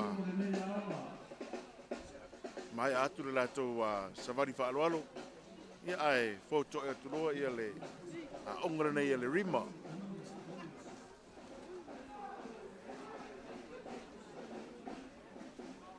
Thank you, Rima Lunai Pacific. Samoa is built on faith. We empower through faith. Pasai con faith in another. Mas pas pakitere con Rima.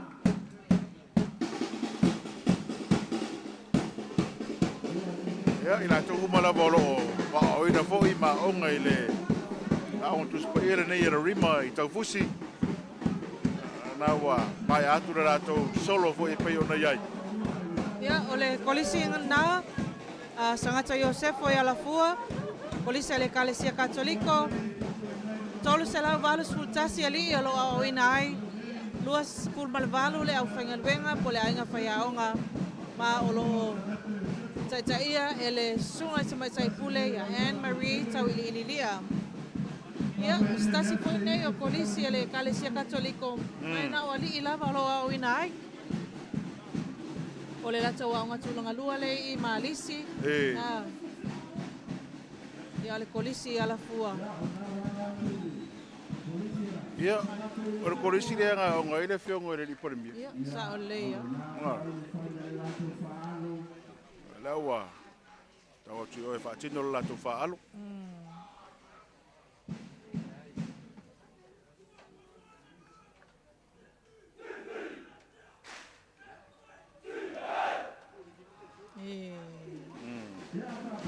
Ala ia mau poponga. Ia.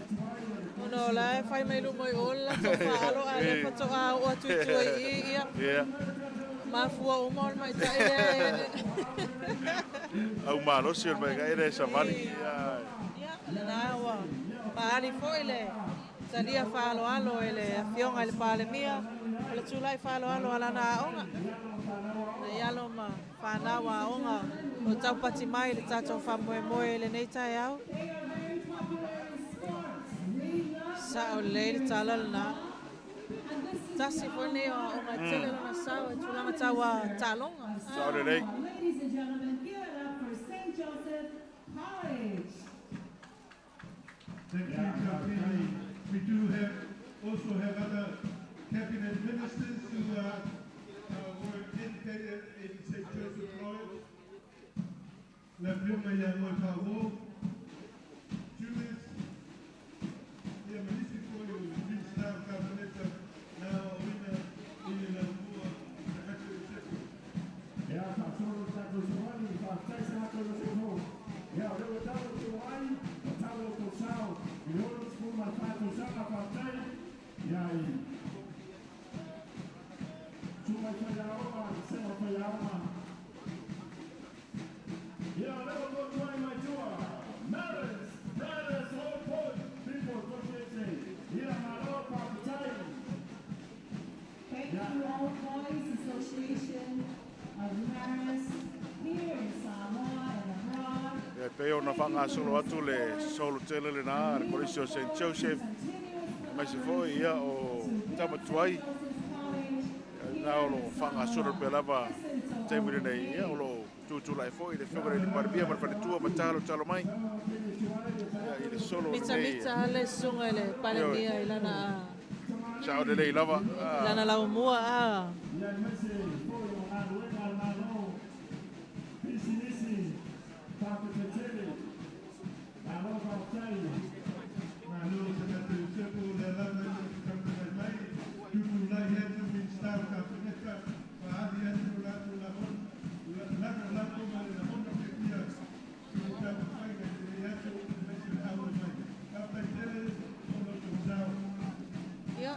Tua Tamatuai.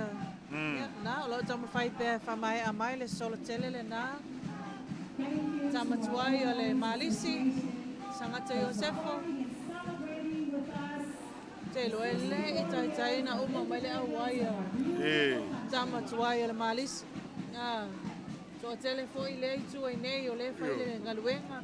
Ia la tau foi o lunga ina ile. Tato malo falalongia. Here to support the independence celebrations of our country. The principal leading our college is Principal Mataia Sautomi Steve Mālō. Mai le solo tenere nei tamatuai ale.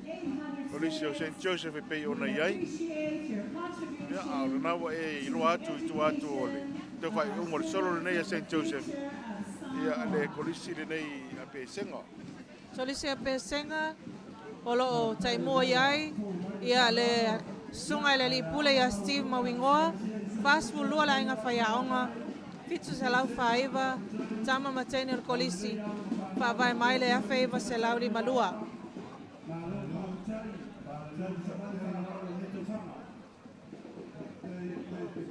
Ia le nā wa whai whatino le whaalo. Tulai whaalo alo foi le tātou kolisi a pesenga.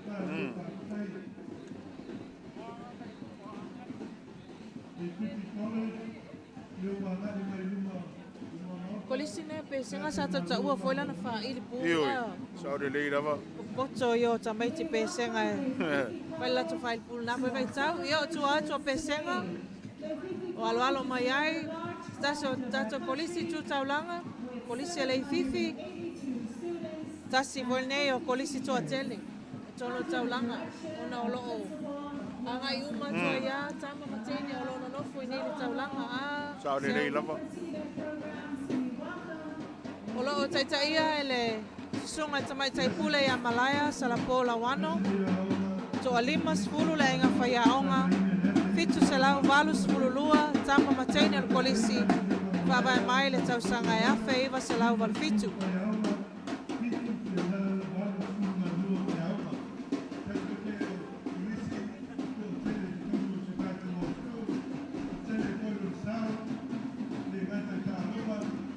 Sa ole. Bawa e foi le tūlanga o le kolisi.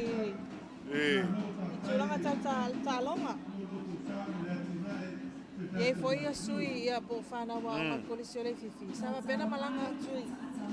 Ia tino mamau e tālonga a wheleti le sa whatano wina e talua i nei. Oki, i sao. Mana te mawhainga kolisi ni o le tātou o tunu. Le ngata o le hao tau wina lau foi o le potu sera lau. Ia ai mai se foi o tūlanga tau tālonga.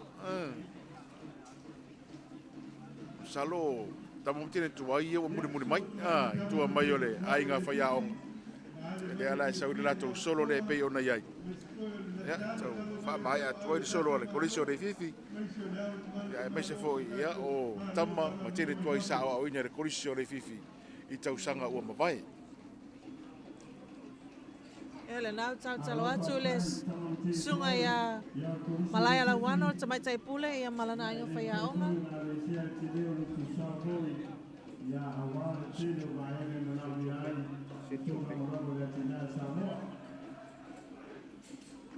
And next, here comes the guardian of Samoa's economic stability, the Central Bank of Samoa. They have safeguard confidence. Tua atu o tama matene tuai o le kolisi alei fifi. O lo o hangai mai ai ia le tātou whale tupe tutono Samoa.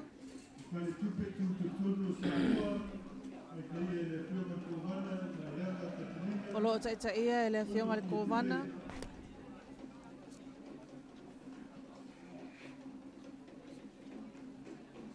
Ia o tua atu o le Central Bank.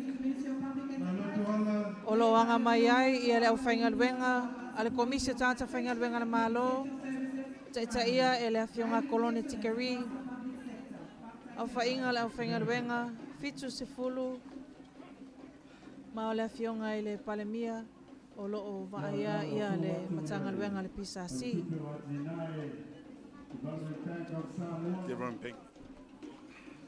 We welcome the Development Bank of Samoa.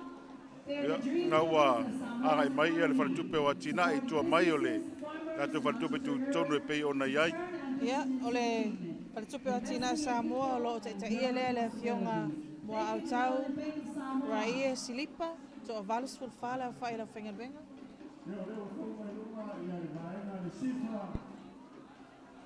Ia o le sifa le nā o atu fōi.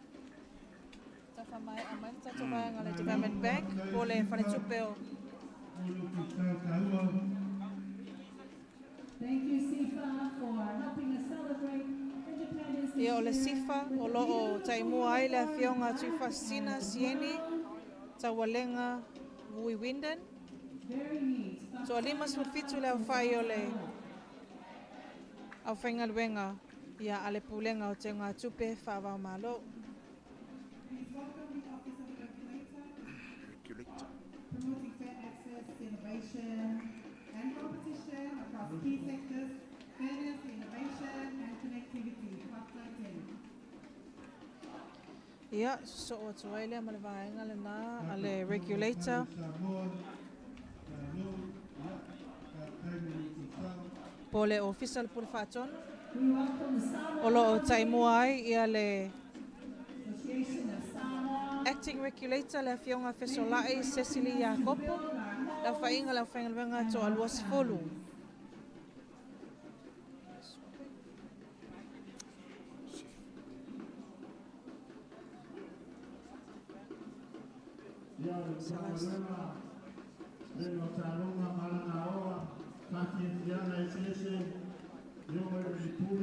Samoa Housing, whapotonga o mea tau whale.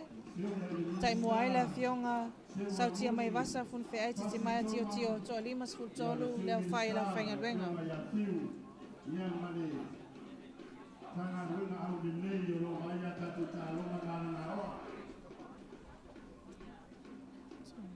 Jesus is the cornerstone. Of course it is the cornerstone for our nation. Ia, o le matanga luenga le nā o tālonga ma le toi fuataina. Ia, wanga atu mo le lato sawali whaaloalo. And we also welcome the Samoa Associations of Musicians of Samoa. Ia, le asosi nā Thank you for helping o us whai to musika. Whai musika. because we are the happy people of Samoa that love to sing. Aloha. Tau whaina whaina komite, wa mai e tātou solo le teimile nei. Ngai tau turi foi le teimile o isi tātou proklami le awa uli. Ia me se foi o le tūlanga o le tau e pei ona iai. Nā le ala le nā le tau mātau atu ai le tuna inga o tātou solo e pei ona iai. Ia aolo tau mwhai lava e momoli atu ia le tūlanga o tātou solo o lo whapea o nāngai mai. Ia, tua atu o le asosi o whai musika. O le paenga le piskoa. Lua se lau le mas pulu tau sanga o le tau tua foi a le vaenga. E le ngata le lalo langi ia. O mai la vai Samoa ia le tau tua foi a. Na ia tato piskoa na tato wa o ngā ui Ia, piskoa. sao le nei lava. I. E oi. Te Ia lei lava atu olo wha iai. Samoa i piskoa ngai lo tato. Leva foi wa unanga ne a nei nei foi a tanga te pei ona iai tono se o tātou tunu. Management of Samoa's lands, planning today to protect tomorrow.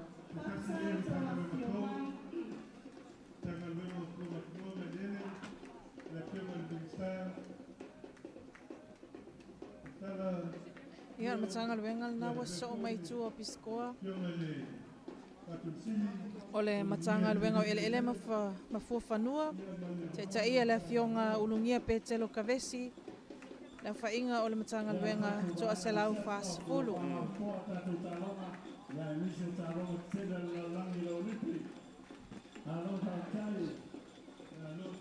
Tu ato le tātou matanga luenga o ele mafua whanua o lo wanga mai ai ia vaenga ese.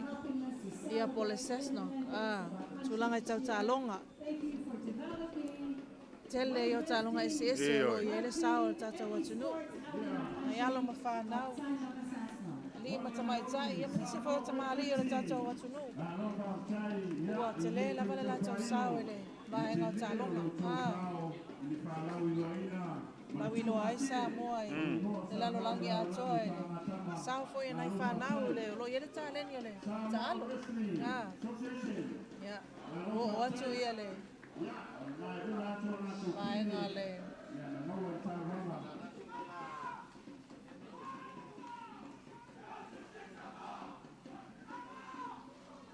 Ia ese voi tanga o whainga o lato.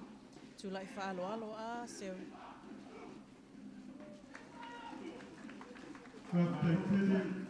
Ya, o le whaaro na le au isi Samoa. Ai, karo.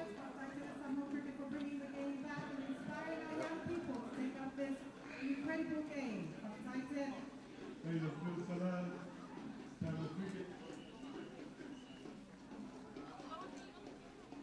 Ya, Mālō Tuto'Atasi, ai no kiti whaputania.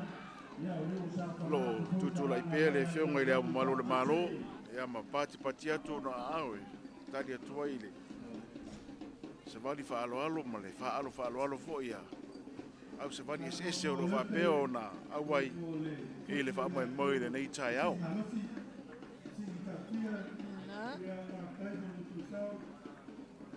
Pe ona whailoa atu te me wasola. O le ua sau atoa ale solo nei o talonga. Talonga ese. Ilano le kua o le sesno. Ma o le asfarele foi le sa fai ele solo. Tato vai no talonga ele la tau vai le tato Tuto'Atasi. Se fulu ma le iwa talonga ese le ai. Patau tai ele nei vai tai no le Sisiina fua. Ia na o lo fa solo mai pea ia na ia tatou alo ma whanau sa tawa veina foi le Tagāvai o Samoa i talonga ese ele ngata il Pasifika ia o le nei tūlangi Commonwealth ia o le lalo langi ia matulanga whapena.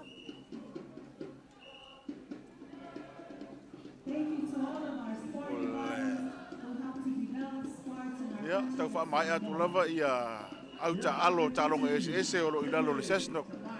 Ia, i le taimira nei, o le alava o lo whaatulanga mai le itu atu le malai. Ia, le whaatulanga ina mai o isi a tātou solo e pei ona mō le mawina.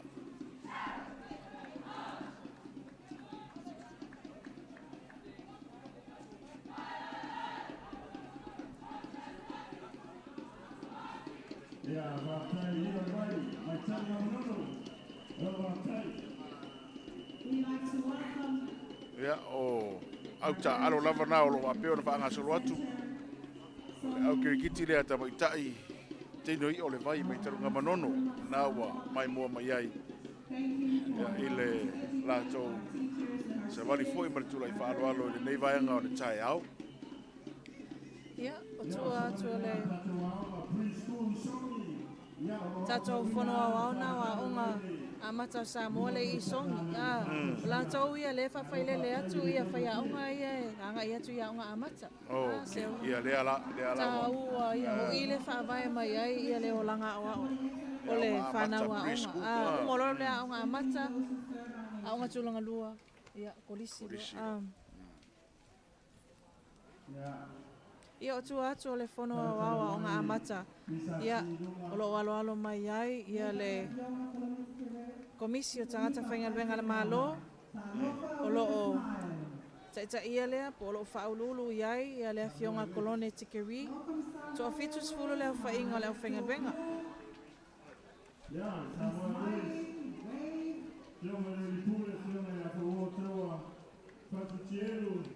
Ya, ole, yo le está, yo me chuparía, me pola de rosa, ale murió.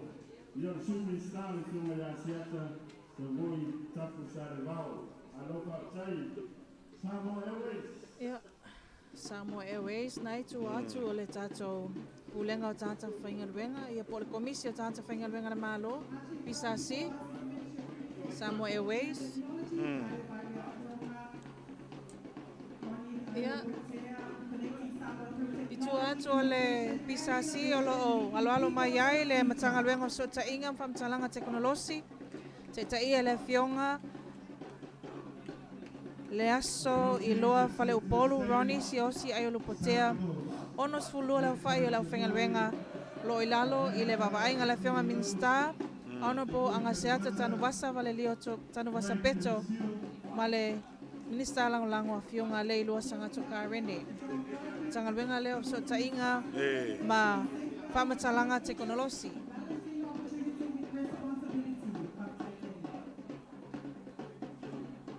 Ia le Samoa Post po au nanga whale meli le nai tu atu o le MCIT.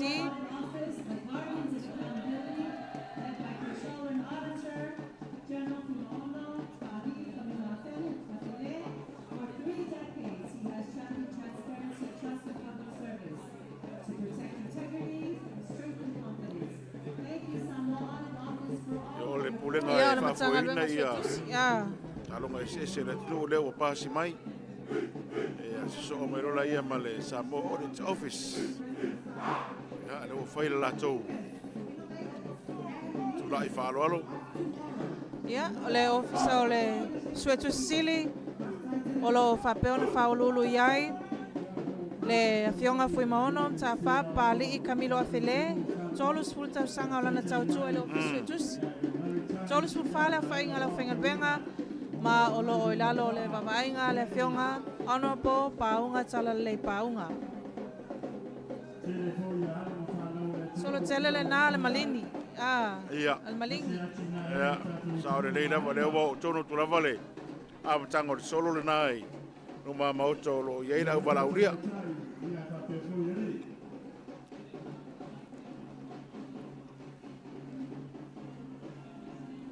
Tui whamalo atu I le whafonga mwana mai moa lo tātou wa tunu. O whela o foi o e mo mei e tātou whasara laungu e nei vaenga o le tai au. Ia o le whana unanga lava. Ia watu da atuanga. O porokala me uma mtau rumanga. O le whaapana tuini o le tātou bonus fulwhatau sanga. O le Mālō Tuto'Atasi. Tātou University o Samoa. O I foi o loo whawai mai ai ia le. O langa o whanau a onga wa umaloa solo ma whawhenga benga ase. Saore leina pa. O loa o ina I ia le malingi o tausi soifua o whai a onga o ka mota o insinia. Te lele sosia ma le anga vaa. O lo whapea foi o nao au ina mai le tātou University o Samoa. Ia me visto telo lau sa vali le University de Matau atu iai. Na pe o lea e sa vali mai la foi le fate fanga o lo iai le University Tau.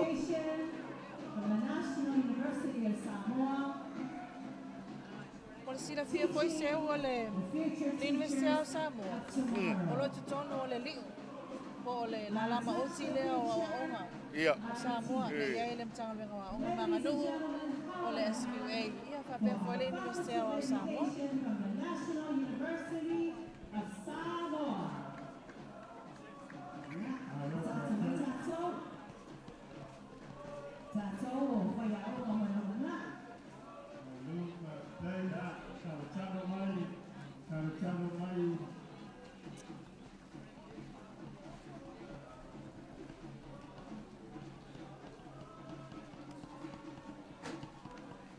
Following the Faculty of Education is another very important area of Samoa, the School of Nursing. We depend on you to take care and help us with our health.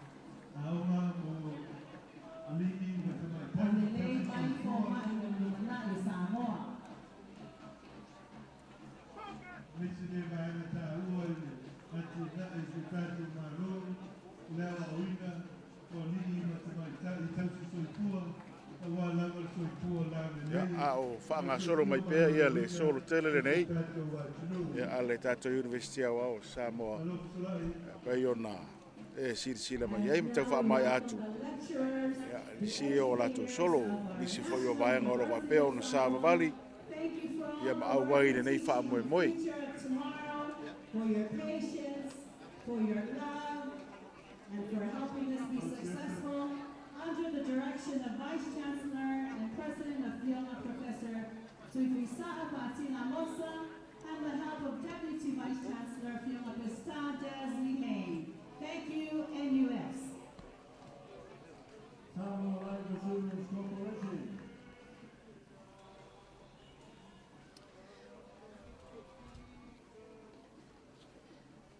Yeah, o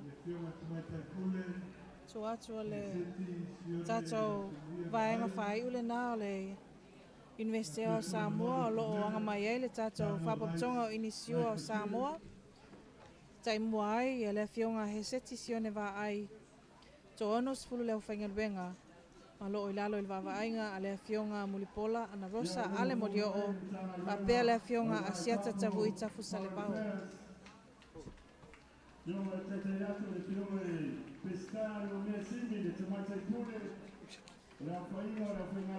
Ia, o tu atu o le tātou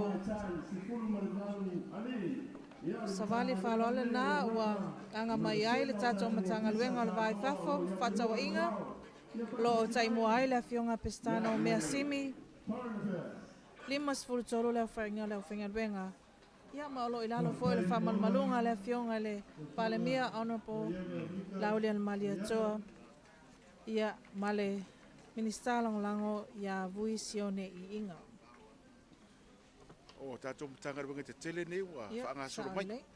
Ia tātou mālo i pei ona. Hanga ia tu mora rātou safari whaaloalo mara rātou whaaloalo i pei ona iai. I le nei fōi vaenga o le tātou porokorame. O le whātau waina le fōi o rātou sao le tautua ina o tātou watunu. Ia ara matanga runga lo whapea ona ngā ruru ai. Ministry for Revenue, welcome the elected supporters. Ministry for Revenue, led by the Fiona Simona Vice Toro, every time I collected much student services at Benefit Samoa. Ia, o le solo le nā le tanga ruenga o whamasinonga. Ia, a wanga atu ilu mo le tātou. Whamahe a mai ia le savali le nā le tātou matanga luenga o tupe maua. Ia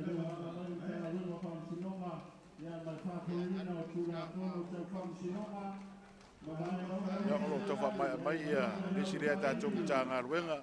Pe ona maua atu i tu atu tātou sororo nā. Ia ua whaero atu. Ia le matanga luenga o whamasinonga. Ia matulanga o tau tau whamasinonga e pei ona iai. Tanga luenga o le whamasinonga, matulanga tau whamasinonga, o loo taitai e le fionga pali i John Taimalangi a Whele. We also note that the Minister of the Ministry of Justice is a Fiona.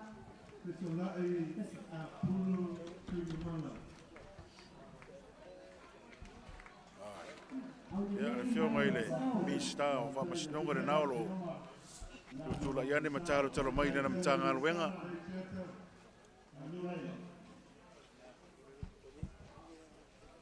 Tasa fio matanga luenga to tele. Tanga luenga nei ia. Whamasinonga ia mamata upu tau. Whamasinonga pei ona iai. Seo lesi tulanga lewa mai tau watu i tatou lisi ia o afoi. O fon whawai? Le whai awai mai le tele o fon whawai ale tatou watu no.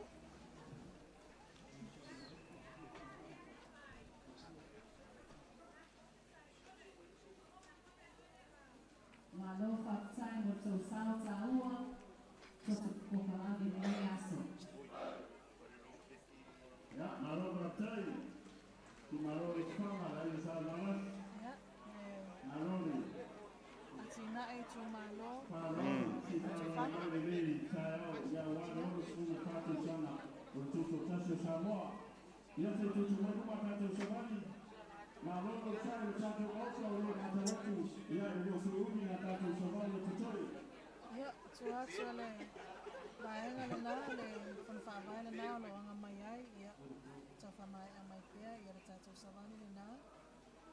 Welcoming our connectors, Vodafone, thank you for joining us this beautiful morning, waving your red flag. Tu atu le fon whawai nā le tufanga. O mai mai ai le company telefonia le Vodafone. In some places, Baptai, keep smiling. Round of applause for Vodafone. Vodafone, foi eu a Lona Tatua. Ska mai mai le apa ska mai. Ia. Ia mai le fo sa fu e savani.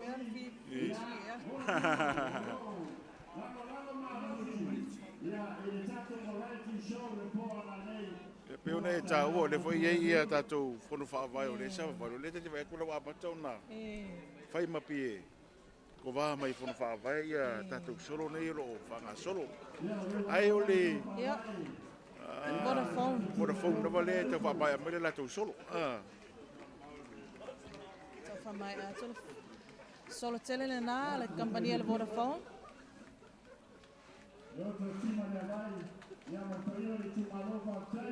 Ia, malei tu Mālō, po le whono whaavai le nā, whale alupo.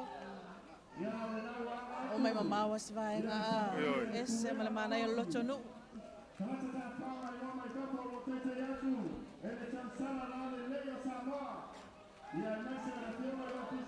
Ia, male STA le pulenga o tangata whao mai mo mai. O loo tai mua le fionga ni umata ki te ona poni.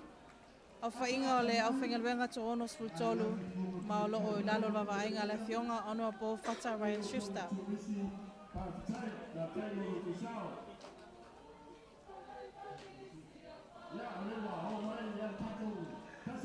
Le pulenga tata whao mai mua mai o loo tau whamai a tupea. Kasi foi leo. Pulenga toa tele. Le pulenga tangata whao mai mua mai whafu. Ia male lato o whainga alwenga i pei ona iai. Ia, le Taekwondo Federation of Samoa. A vaenga ia le alaka fikfiki a seo. Ia. Fua, anga i mai whaile lato ia sao ili, nei wha moe moe. Saole. A vaenga ia le tele na malanga atu i tālonga whawa Mālō.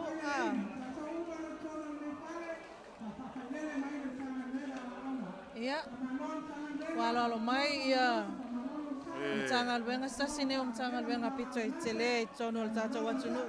Mtanga luenga wa onga manganu. Olo tulai mai ai le foe, ia le afionga salamatua. So ia i vau. Tauti Jenny Lawano. Le whainga luenga le nei, mtanga luenga wa onga manganu. Lua afe ma le fast food 5. Lalo le taitainga le fionga, Minista Honorable ai ono Alec Okeroma. Ai ono Alec Okeroma, Minista lango a fionga le atinganga matawhai la wina i inga. Ia, to telefoni tanga venga le wai au fia uma ia mawhai a onga Mālō, i polo masawai. Tanga luenga to tele, ia ole. Sao lava ia ole mtanga luenga ia, mole. Whaile reina fo i o alo mwhanau. Ia i le ngata i a onga tulangalua. Ia fo i a tātou polisi. Ia mare kasolo fo i runga universite pe i ona iai. Ta whamae a mai pēr le solo tele le nāna matanga luenga o aonga manganu a talo mai le fionga. Ia i le pālingia po le tamaa fo i o le atunu. Pawhiloa i mai ia. Le so atu o le tātou kulenga whailonga tuspasi tawaloa. Taita ia lea le fionga tupai pita le lua. Nima sutasi la whainga ofisa. Ia malo lalo fo i wawa ainga. Ia le fionga ai ono Alec Okeroma.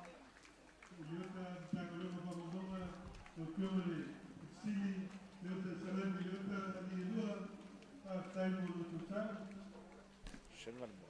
Ukesa wa mumeo kama mwina, na huwa hiyo tosao, wa tosao toto kama ngoma, na tosao ulipato umepai kama ngoma. Nā waso atu ia le tātou ofisa whai numero whamawina. Tai mua la fionga leota, ali e lua salani. So valus fultasi la whainga o le awhinga ruenga. Mau i lalo awaainga a fionga. Honorable Moe whawo Julius a kui tafunai. Ma le fionga tilafono David Hunter.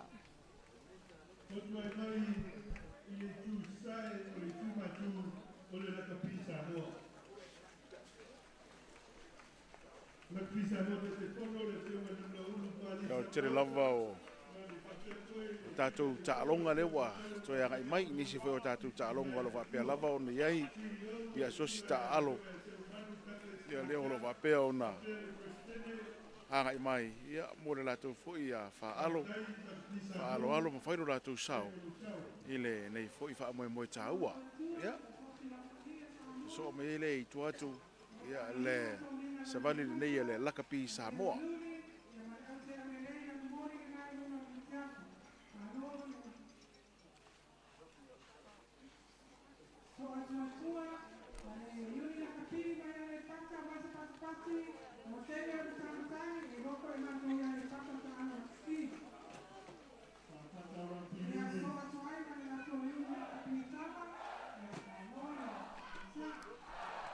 Alo na le lakapi Samoa e pei ona iai, aua, tono tu lava i rupa fōi o le no whanga o lo wa peo na iera au wala uria.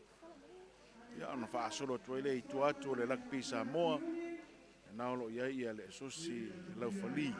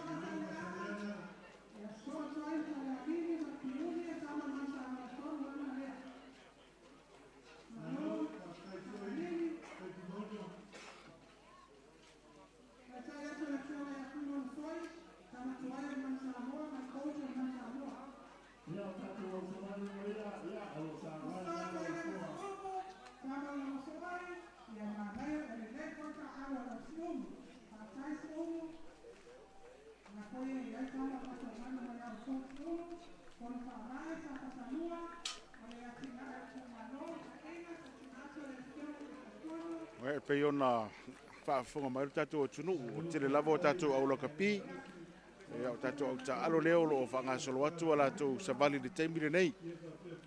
E au a pe lava o na avatuai ia le tūlanga whai o lātou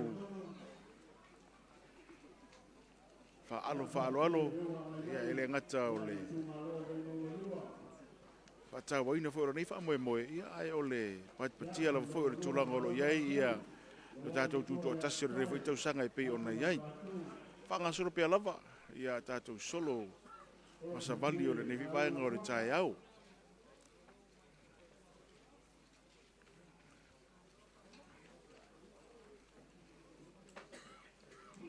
Ia au whapea ona halala pea ia le mamalu la wala aulia.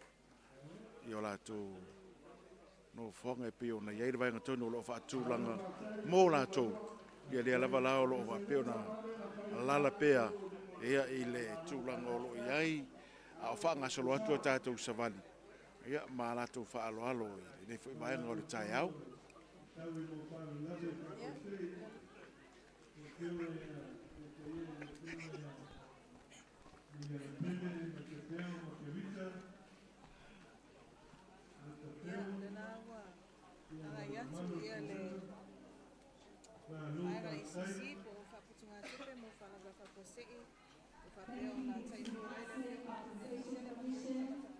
Thank you for your caring hearts, helping individuals and families recover after unexpected hardships. You help us to restore our lives and to rebuild our futures. Thank you, TATOU Accident Compensation Commission.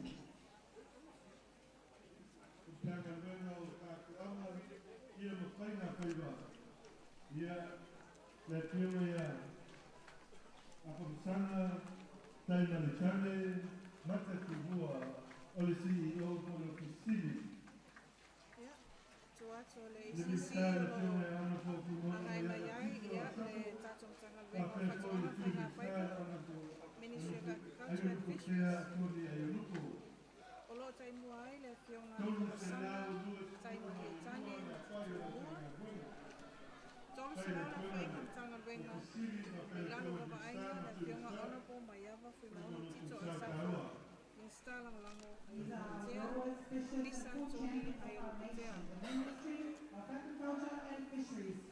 From fertile valleys of deep blue Pacific, they help keep Samoa. Na peo na mai mua mai ai le tanga wenga na fa atu anga whainga whaiva. Leo o atu ia le lato safari whaaloalo ia ma talo atu foi e le no whanga o lo ia ia tātou mālo wala uria. Pea foi ona e ai le fionga leo malo le malo mo le masio fo. Ia fa pea foi le fionga le palemia ma le wharitua ia ma a le sao whainga le kai peta ma lato wharitua mo le mamalo ia o a tātou wala uria. Ministry of Works, Transport and Infrastructure, under the Ia fai foi le sao lato ia le Tama fai mai ia le matanga wenga ngal wenga me la wainga matina SS tai puai le fionga fui mau tu pai simani lalo ole wainga ale fionga le malia anu lauli malitu lauli malitu te pa Schmidt ia ale ministero lango tai tuave la faitele la mama tai titi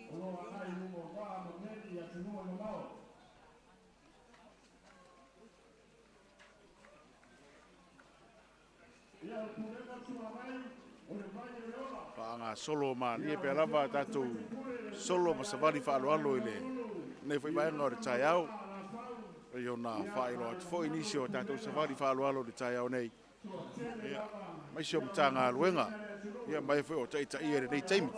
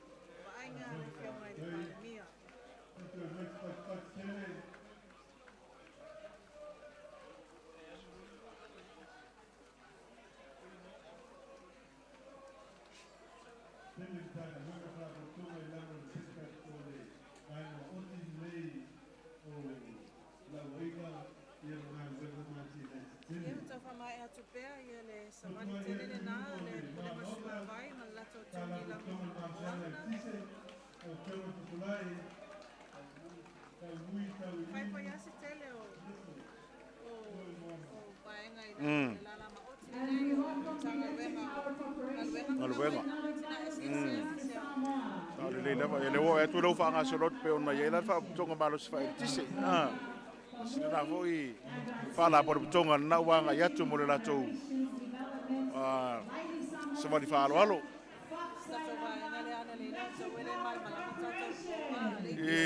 sa le lava para tonga malasia faltise tai muai le fionga fesolai fa mui tau iri ese tai moana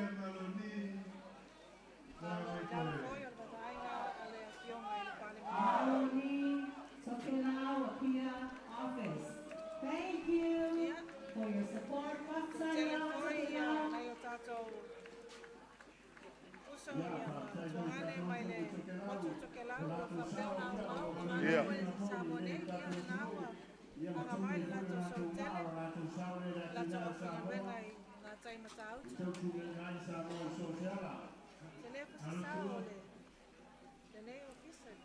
And following is another vital service in Samoa, the Samoa Taxi Service Association. mai solo na le officio to ke la usamo nei Because here in Samoa, without the taxis, we would come to end up walking every ya lo fai lo mai ele so sirina a foi ta pare light ya sa le lei la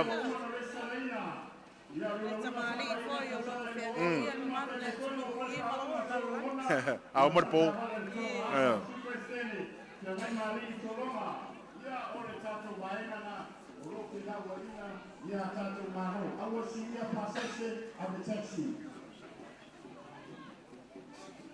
We welcome our Samoa shipping services to our celebration.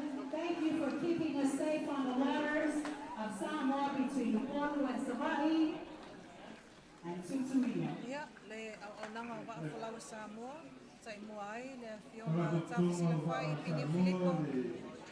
Se furuna whale a whai ngora whenga. Mai toa lima se lau ia. Seafarers, po sila ia. Ngalue i Lana whai ma ema le nei o aonanga wa whalawa Samoa. Mālō tai mua whai a le whionga le pare mia. Lopa ia ia le tatou. Tanga renga le le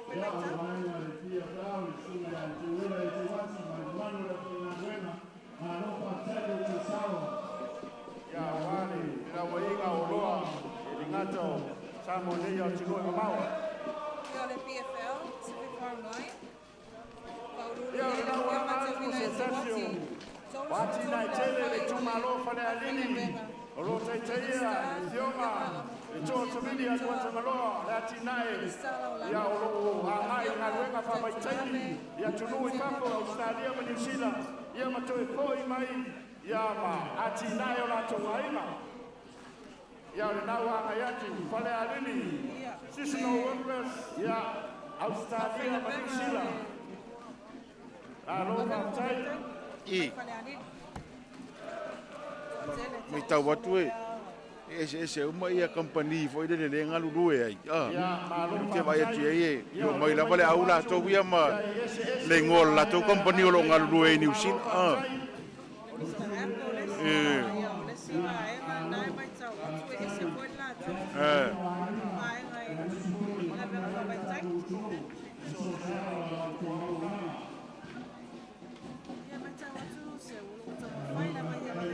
yeah.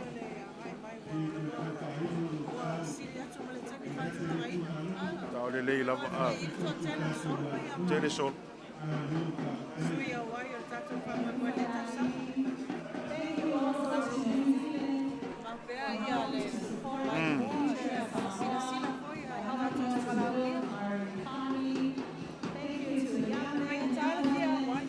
Tao le lei lava.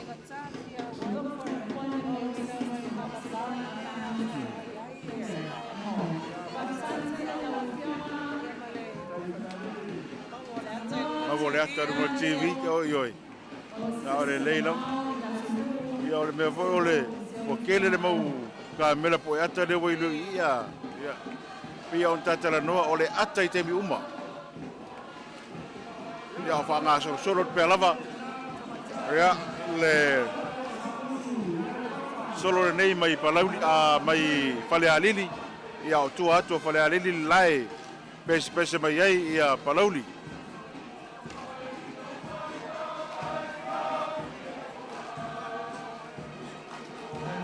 Salole, solo por lea, por lea ole.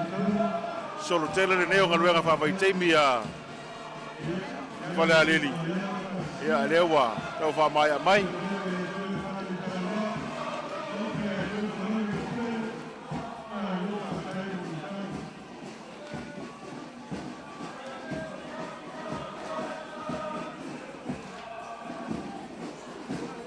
Alo ba tai. Tai le tumalo palo. Ya, itu malo palau le lewa angai mai. Ia solo nei a mai tai. Ta mo le wa mea asa matai ne ole waina. Solo le na mai fale alili a mai a palauli I tua mai ole. Solo tere nei fale alili sa mavai atu. E pei ona e mai mo mai ai le taimi le nei.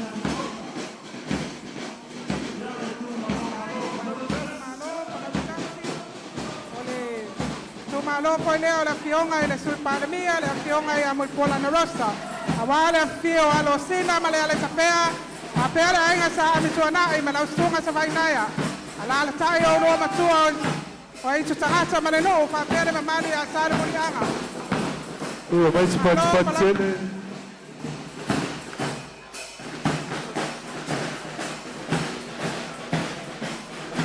Taking stage now is for the Tagāvai Palauli 1, led by Chairperson and Honorable Deputy Prime Minister Mulipola Anarosa Ale Molioo. Known by many as a Pia Lua, Palauli 1 arrives in style with its marching students Vibrant Salailua Brass Band and proud district spirit. Home to the rare white mangroves of Siutu, strong women leaders and bold aspirations of the future. Apialua today, perhaps Siutu International Airport tomorrow. Faftaitele.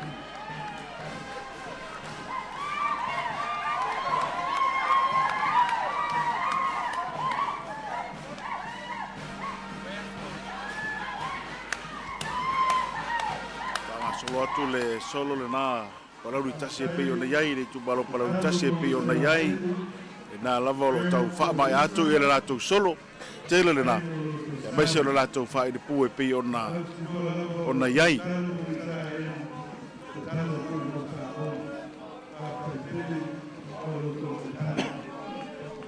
We welcome the Scientific Research Association of Samoa,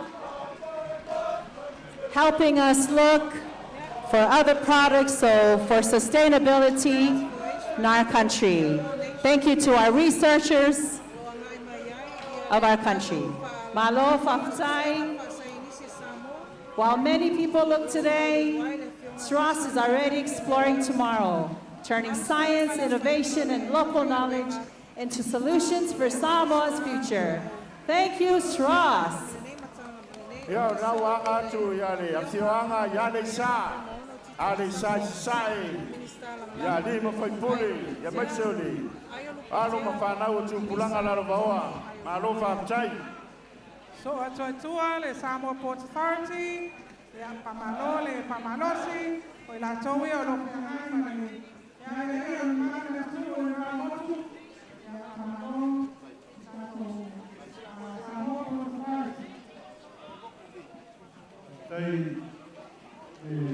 Pule o wafu taulanga, Samoa Port Authority, ia le whionga i le li pule, Captain Tia Mamana, Tuto'Atasi, Whamausili, ia ma le mamalo le pulenga. Whionga tanu masa, a pe foi pali. Leo no tulai mai foi for late time, acting general manager, Papali Australia tanu wasa. Se lau iwa subalo le fai lo fenga venga. Ia ma ya lo foi o babaina, ale fio mai le palamia.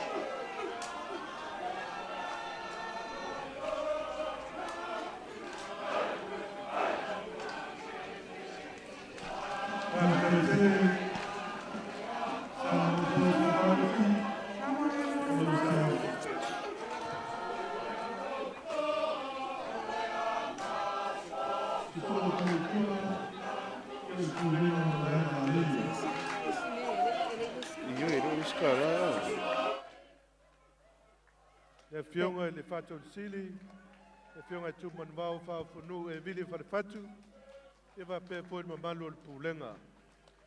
So mai ai tua, kono pāmai. Whairo atu i a taurumanga uma, i ole anga i mai e whia awai, whai so latu sau i tātou solo e pei ona, whanga solo nei.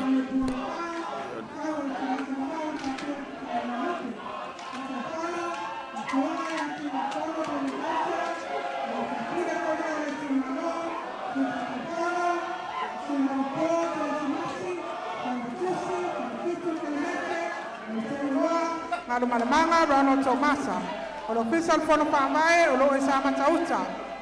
Mālō Tagāvai, Mālō Whamapopo, tō au mai lama le mamau, o la tō ai whailonga ina o le asu fia o steo tātou atunu. Pa Mālō Tuto'Atasi, au le leile tōninga lo la e ina, lano le Tagāvai a Samoa, le lano mumu, ma le lano paipae. O lo iai fo i tātou tapou, ma tātou songai miti, o lo whawhiawhia. Soso atu i luma i o sa lenga pa monmole, i atou walo le lei, meo i lo iai tātou VIP. O nā foi o lo o sa atu ai whale tua le paipule, le a fionga le pali tele, Sonia Hans, Mālō le alofa i le tamau tamaiti, lo Whamapopo.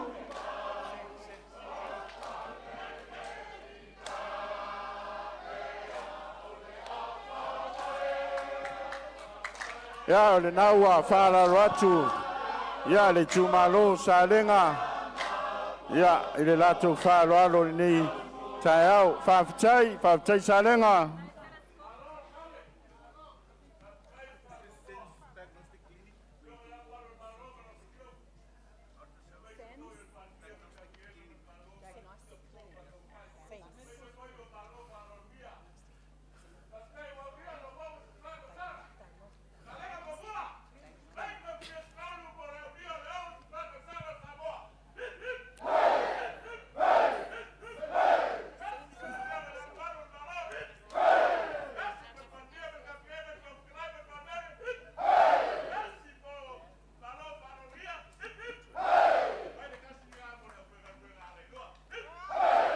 Afkai sarenga kasi.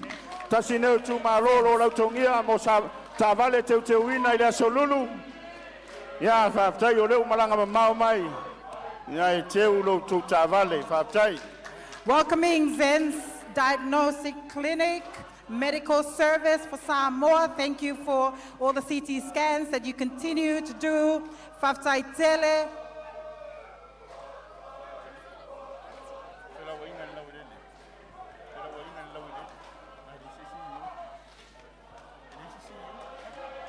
Ngai mai lu mawhale lu Mālō, o iei e tātou Mālō whalongia, o le flauainga, o le pulenga flauainga, le lau ele ele.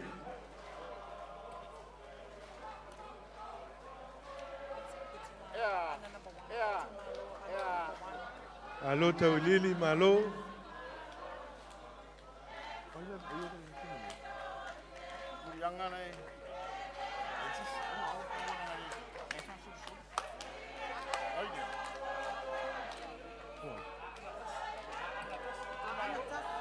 Ia, angai mai foi no mamauta, o tātou Mālō whalorungia, nei tū Mālō a anatasi.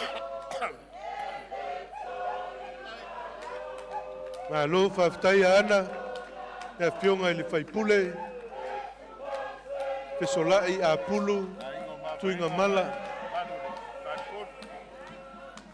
pengtale a inga o māwainga, me whale tolu, man fui whale, me se o ainga.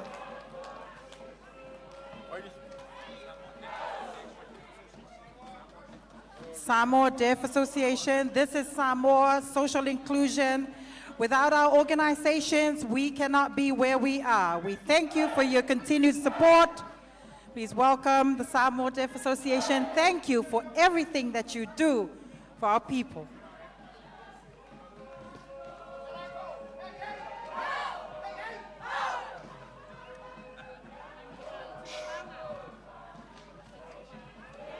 Teine o le lau salato.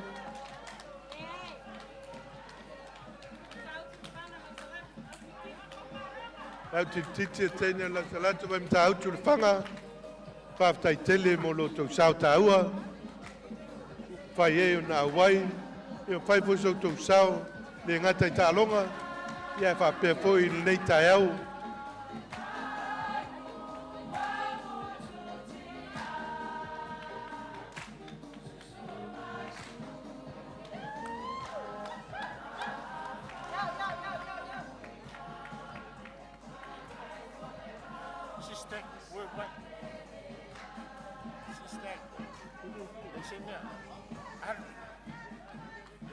Ekalesia Sistek worldwide po le lalolangi atoa ia le ua faufau mai no latou whaaloalo ma taina foi le tōninga e me se foi o latou taumawhai mai mo le whaamanatuina o lo waso whapitoa Samoa ono su whātausanga o lo Mālō saoloto Mālō whaftai sungai whawhengainga, awao, malo le kalesia i ona tūlanga tofi.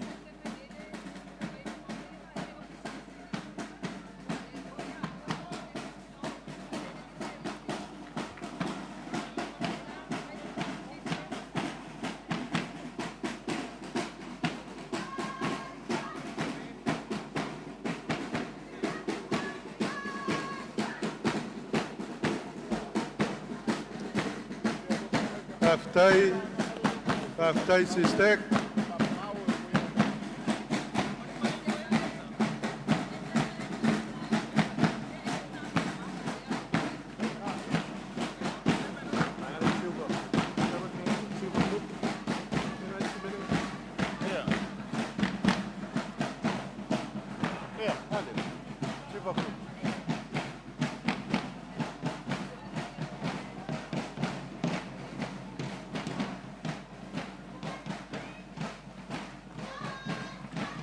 Ia o leo wa anga atu le tātou vaenga lea le Silver Group. Ia mai Amerika Samoa. Ia mstasi o vaenga I Samoa nei lalo le taitainga. Fionga Sala Lesi Silva. Ia ma le whalitua ia Jacinta Silva. Ia o I lātou o lo telefone lātou sao I ngā ruenga. A le tunu, ia meise fo yo a inga. E manao mi aile lātou au nanga. Whawhitaitele.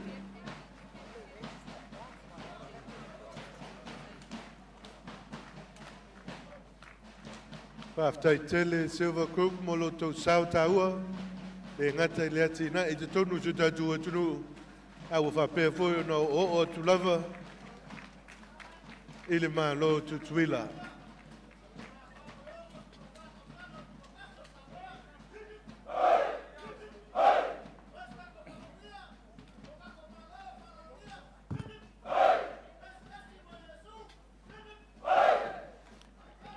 Ia whaafitai Silver Group. Samoa nei o le fōua atu I Amerika Samoa. Ia la lātou au nanga. Ia o le nawa. Toa tele le au whai ngā ruenga. E o lo ngā rulue ma tautua ina fōi. Ia le nei antinae. Ia o le nawa. O vai whale. Anga atu I whafo. Ia o le lewa. Fionga ia sala le nao. Talo tonu mai.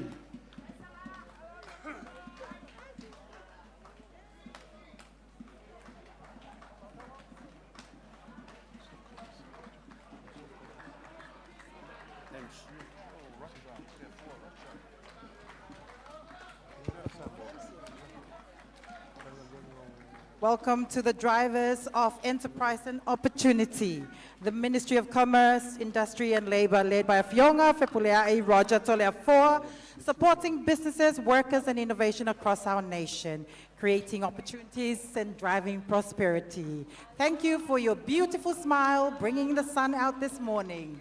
Ia o le mtanga ruenga o bisinisi a la manuia maleipa. Ia o le nawa. Fionga ia Fepulea'i Tolea 4 Roger. Ia o le lātou ofisili. Mālō whaapitai o naua. Talo atu le lātou savali whāroalo.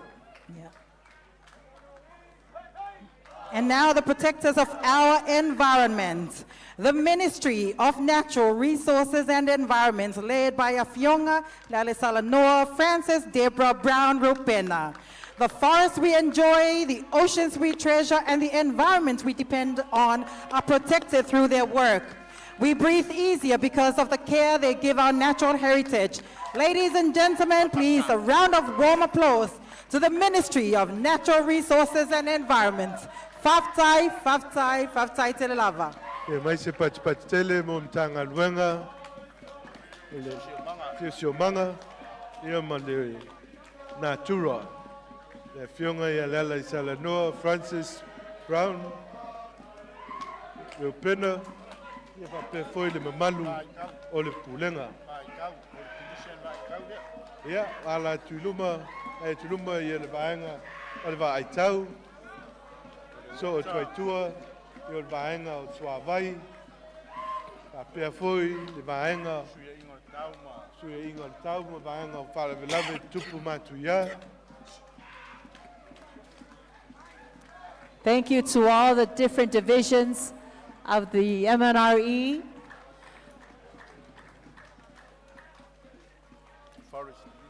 Vaenga o Vaumatua, Forestry Division.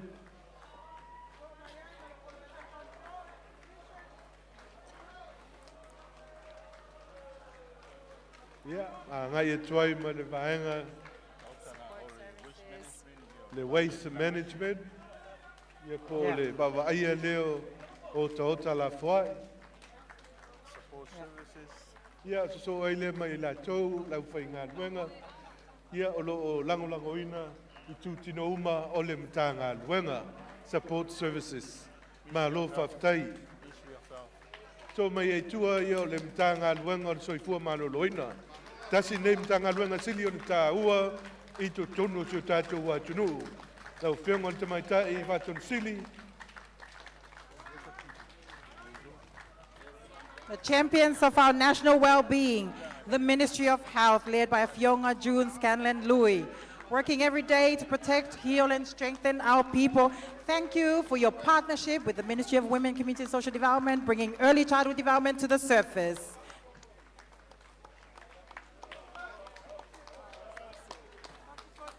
So mai tausi soifua si tātou atuno whaftai tele.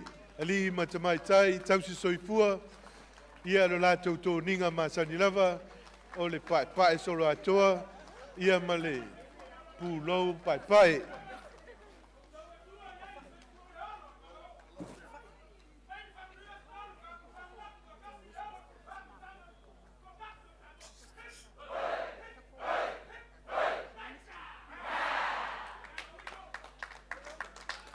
Thank you, nurses, for all of your work and helping us be more healthy in Samoa.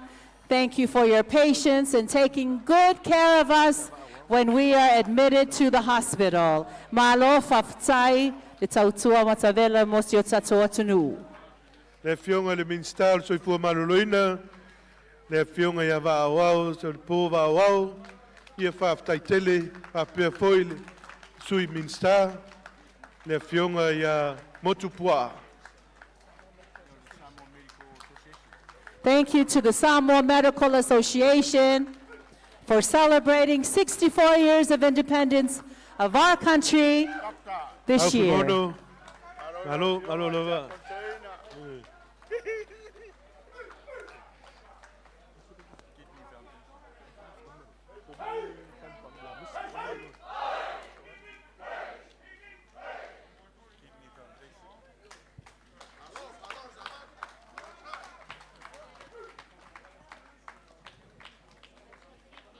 Angai atu ia le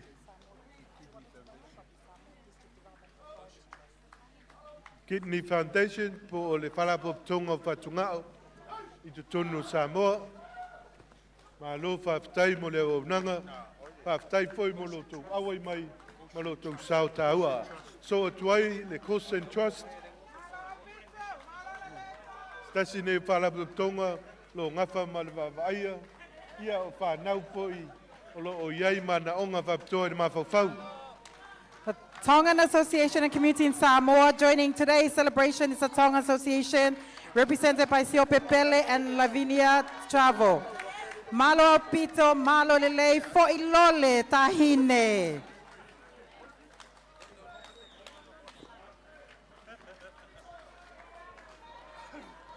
Approaching the stage, the center stage, is our United Nations in Samoa, please welcome them. Led globally by Secretary General Antonio Guterres and represented in Samoa by Resident Coordinator Carla Hershey. Together, UNICEF, UN Women, UNFPA, UNDP, FAO, UNESCO, WHO, and partner agencies work alongside Samoa to strengthen children, families' health, education, gender equality, climate resilience, and sustainable development. Global partnership, local impact, shared progress. Thank you, thank you, thank you. Keep that smile and give us more.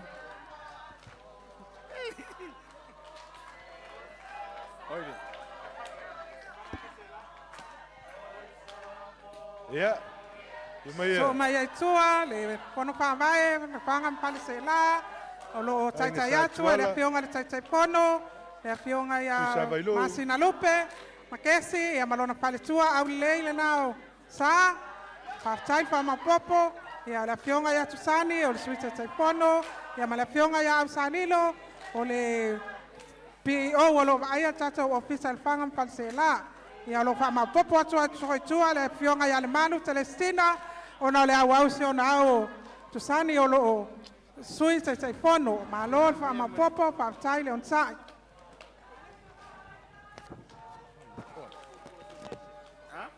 Samoa Football Association.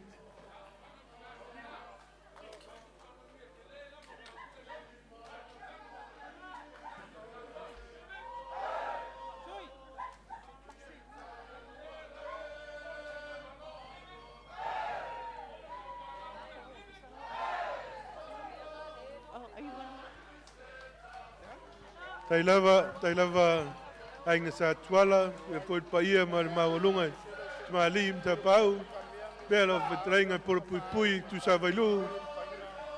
So mai ai tua le mtanga wenga o tina mtamatai a tina e anga feso tai. Mo le fitila fia Samoa i o tausanga muli nei ala asa babali fa tasi ai le mtanga wenga ia ele fa se e atu le vaenga o fale lo mtusi i le mtanga wenga al palemia man kapeneta ai fa se e atu le vaenga o le atina e tu Mālō i le tatou pulenga pou Samoa District Development Party ia po le tatou pulenga o atina e o tu Mālō ia o le tausanga muli nei sa babali ai i lalo o le mtanga wenga tina mtamatai ia o le a fionga le minista le a fionga ia moi pa wo Julius tapnai ia o paia la valea wale su o to ono su tu pa im se tatia ia su lo filo fier pule ia o le a fionga le CEO le a fionga ia lo au Tonina va CEO ia o le CEO sui ofisili o le STTA lo ia taimine nei ia la fionga ia unasa ia ne to ala lo ia tato poloketi ia Tai lau whionga le minsta, moi whawowo, Julius a kui, ia wa pewhoi le whionga le pursili, le whionga loau, ia male alo le pulenga.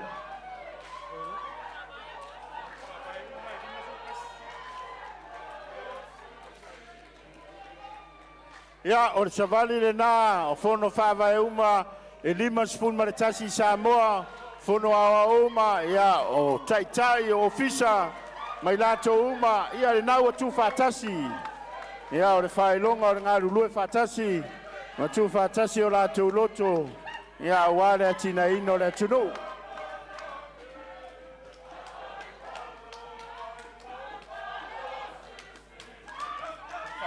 So maile, lumal mauta o tātou Mālō paloarungia, whono whāwaia ana no mea whā, e whio le taulangi, o ina whai a langa, ai mate matea Mālō, pai o le usuali, o mawe sese o le tu Mālō.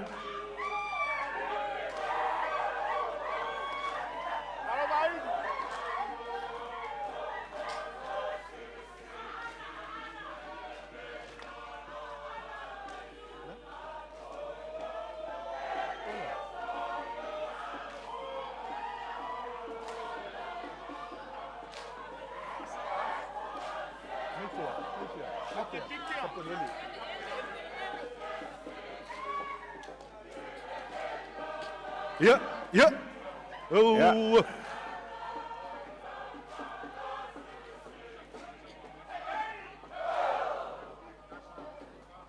Ia whaatai, whionga i le sui whonwhetalai, o le mauta, ia, o le whaipule foi, le tū Mālō a ana whā, misi o lima whaipule i lanto uma, ia o nau anga atu, le maasi afi, mai tapu ele i savai le au kirikiti, ia na malanga mai o leo o mai e whairo lanto sao whaapteitere. Ia whono whawai a le pata i tū pāilunga, ia ma le whono whawai,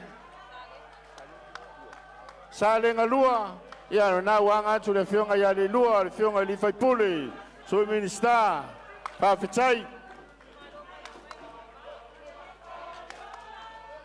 Ia, angai mai tonu, ilo mauto tātou Mālō whaloalungia, le tū Mālō vai maunga whā.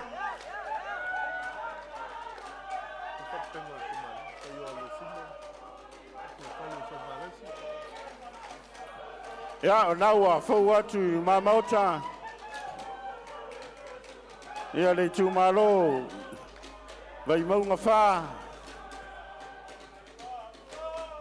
Iwara a whio a Sisiina. Ui whale o salvalasi, whale tōru ma le vainu le lepa. Nō whai tua inga ia keo i kusa mau. Ia o le muri atu ele ofisa o le whon whawai.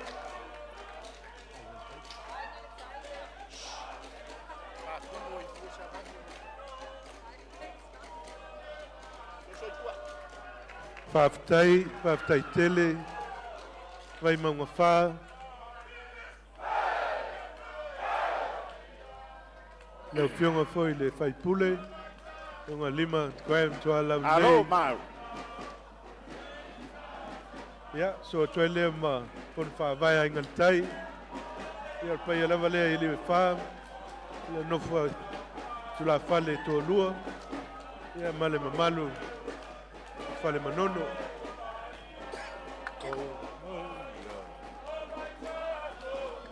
Ya, o na wanga tu le fon fa vai sanga tas.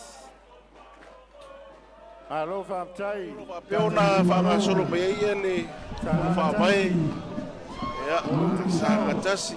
Masko solo me pia wheo na whailo atu. Ia o tātou whono whawai. Le wanga e mai lawe whailo lātou sao. Ia o le leifo i lea ma le tāua. Ia o le alo. Ia wheo o le lātou sao i le ngata o le.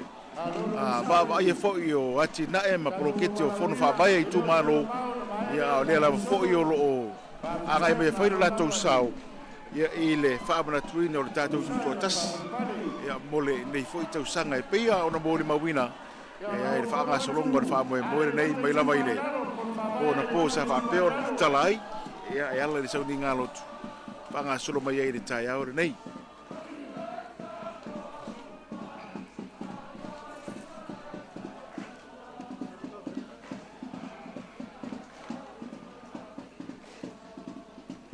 Ya so to chua bai mau matasi ono fa vai tu Mālō bai mau matasi ya ono anga tuele yo ba di sa ya pauma ya e mese o tapu le fioma la tama ya formatu male mamalo le tu Mālō ma ono fa vai Ya tasi no fun fa vai le ulwa fa ilo mai foi ya o ale pate tu pai lalo le o pasi mai ya le tu Mālō ya o Wai mong fa. Ya, tino le papaloa mai. Vai lele lima puni alava. Ke yente le puni. Ya, la kititi.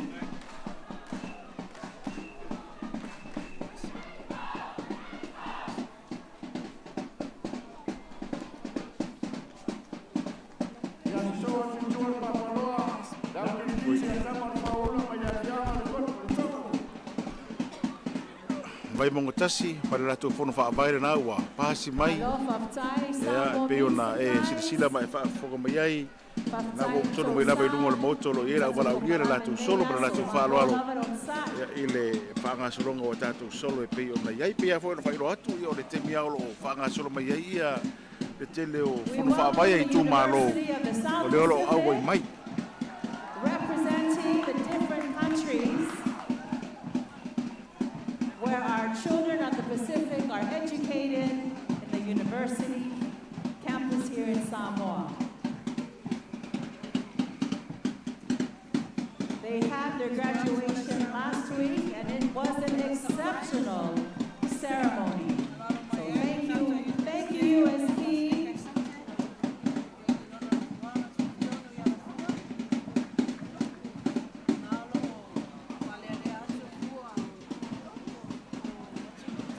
Baftaina Ofioma, Dr. Fanafi, our campus director, for overseeing our campus here in Samoa.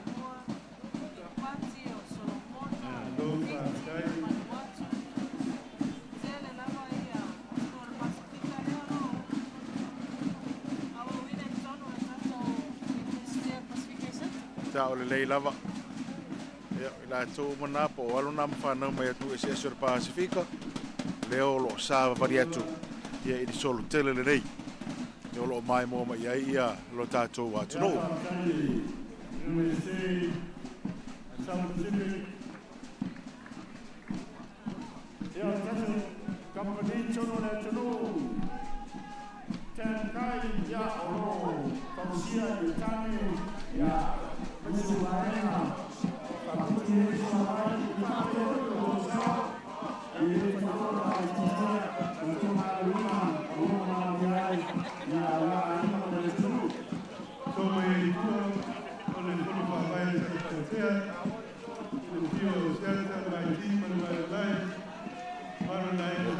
Tasi na vaenga po disi fono fa vai na ua fa fonga mai ai ua fa ro mai foi fonga ole tātou safari whaaloalo. Ea ole solo nā mai sat pai tea e pei ona iai. Ea ma whanga solo tuai le lātou safari whaaloalo.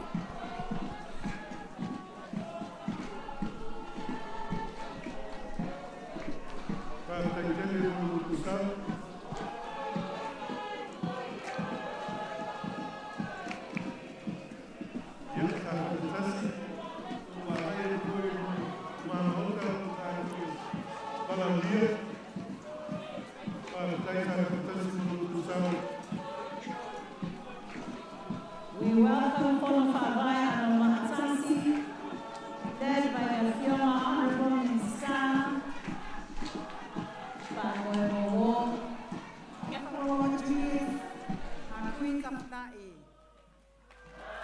The District Development Project is one of Samoa's flagship projects that brings everyone together, brings everyone to the table. The 1 million tala or the 2 million tala that's going out to each and every district allows the people to come to the table to share on their issues and then address the projects through this. It is Samoa's way of social development forward.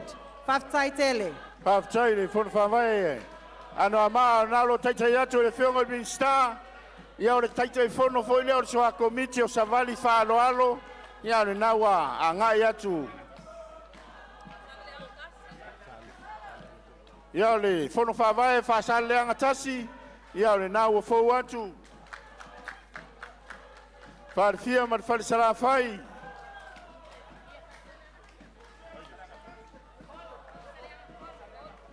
Ia o whaasale angatolu le nawa a ngai atu foi le lātou. Savali il fono whawai, tau ai whairo rātou wai le nei tausanga.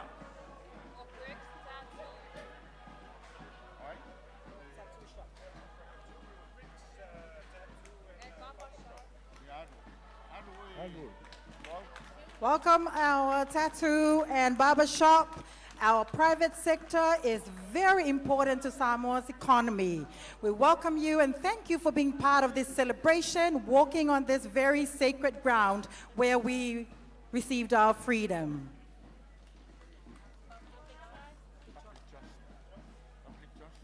We welcome the Public Trust Office to our celebration today. Thank you for taking care of our wills. For taking care of our people.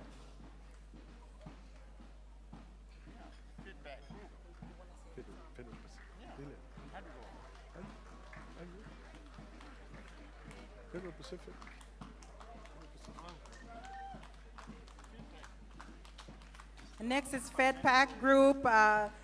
As we said, the private sector is very important. Thank you for rolling the funds around in Samoa. This is very important to the economy. We thank you for your support. We thank you for walking. We thank you for bringing the sun this morning. Keep smiling. Give a warm round of applause to FedPack. Ia naro taita yatu e le fionga ili puleos pali namura ulu samileota ia mesfoyo le fionga ya fonti molio Seu filo, ia malau whai ngā ruenga tō tele, ia lo lafo mai a tātou tupe mai whafo whafte tele.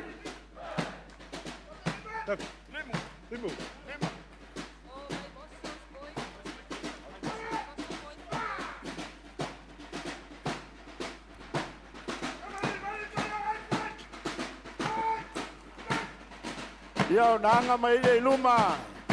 O le tasi le nei o aua tama lewa I te tono le tunu a lo whama popo pea. Tama o le mau mai le afioanga o Vaimoso, Boys Brigade.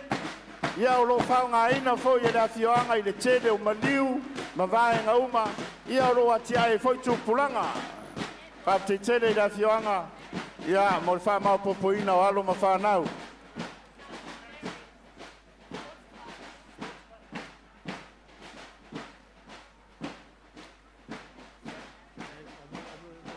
Coming up is Samoa Maris Sports Club. It's very crucial to have sports for our young people, for our children. Oh, sure. Beautiful smiles. Keep waving, waving, smile.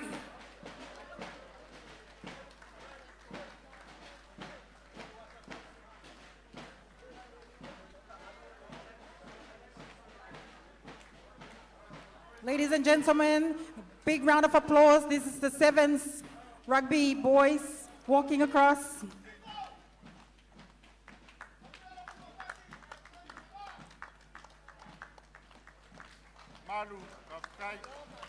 Mālō Rotavui, Aftai, Taile Malu, Taisua, Sao Kalapu Malisi, Ngata Ta Longa, Leo Mango, Ta Longa, Tamusanga, Tatu, Watunu, Fa, Malo, Yalepo, Yellow to South, Natayao, Aftai. Yo, na ngai mai ei le lunga mauta nei se tasio company coin sale.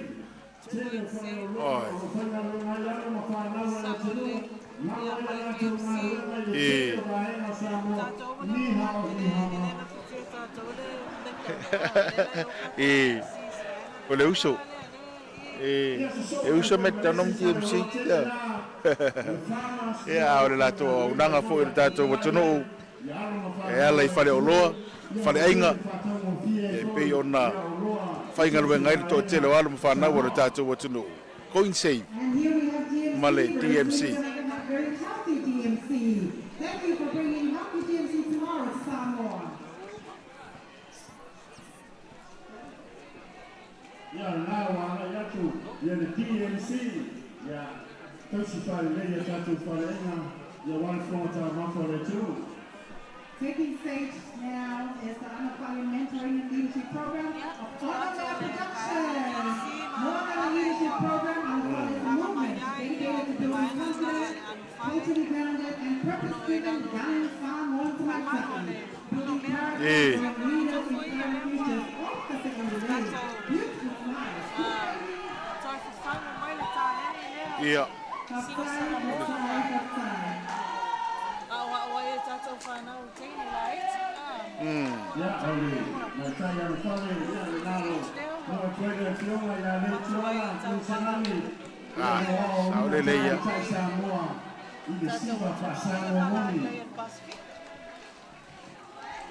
Mana kelopo.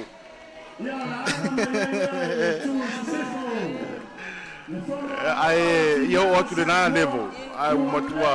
Yeah. International. Ai le leo na o ina ile. Fati no ina o siva Samoa. Ya ma. Tanga umai tau na mala ma ile tama ita Samoa pe ona yai. Ya male. Wit fono o tina. Ya pe o le vai ngala vale tele ina. Tawarunga ina ia solo i telo tausanga. Ya lawa. Watu foi la to solo fa alo mo la to fa alo masan. Ya le fono wa ne atinya.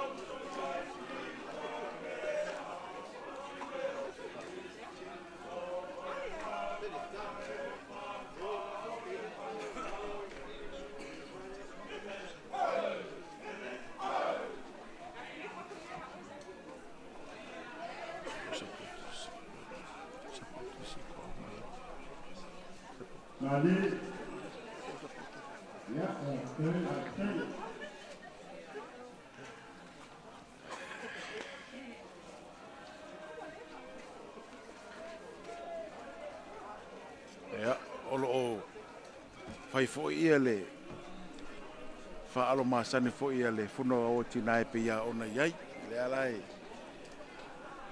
tu mo yai lume o le tu tonu le lao lo yai ia le malo la wala aulia ia wa fo le tu fa alo masani ia fa nga solo to ile ole tatu solo lo to toi le ti vai nga o tatu fa sala longa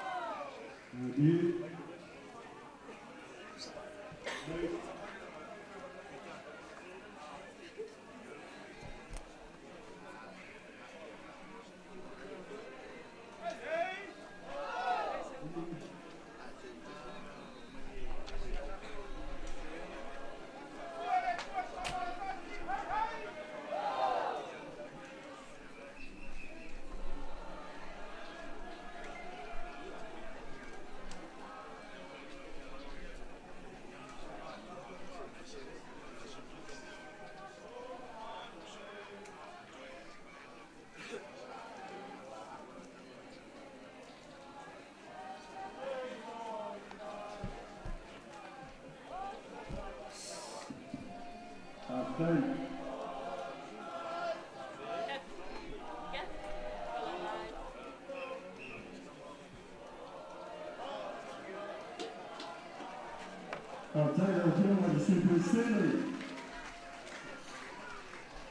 fora ka nai foto mai ia re. Alo longo fo ima. Tu la ma sani ole fono wao China, ya malatu fa manuir na wa. Fa mai ai la tu. Fa la longa pe ona yai. Ya au ta fa mai ia nai soro mo buli ole. Tato fa moi ya ma tato savali fa alo ele nei fo tai au. Mālō Tuto'Atasi. Pāpitele, yana renga tua, whawholo pēro tō toifua, wān tō toina, o le tino i sosea, i o tō whaiba alofi lima, alofi ao.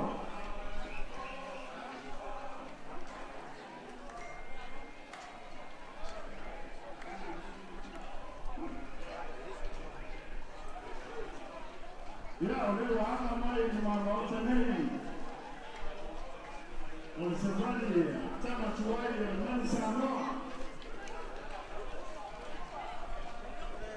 Ia, e te whāroa, tōna manu.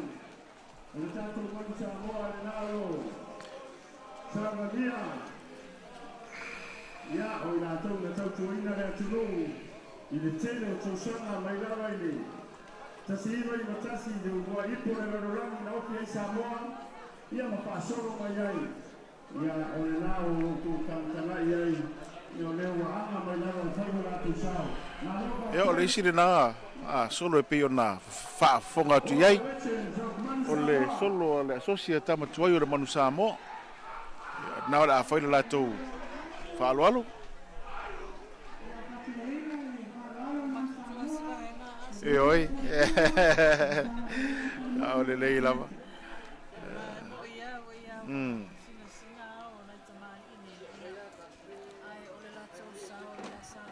Ioi.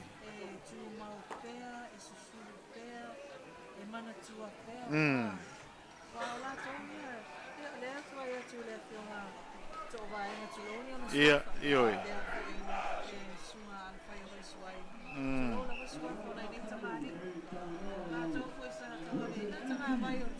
Sao le leila. Sao le leila.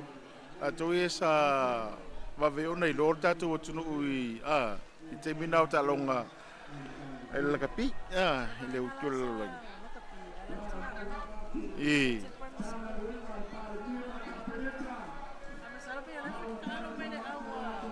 le fo ke au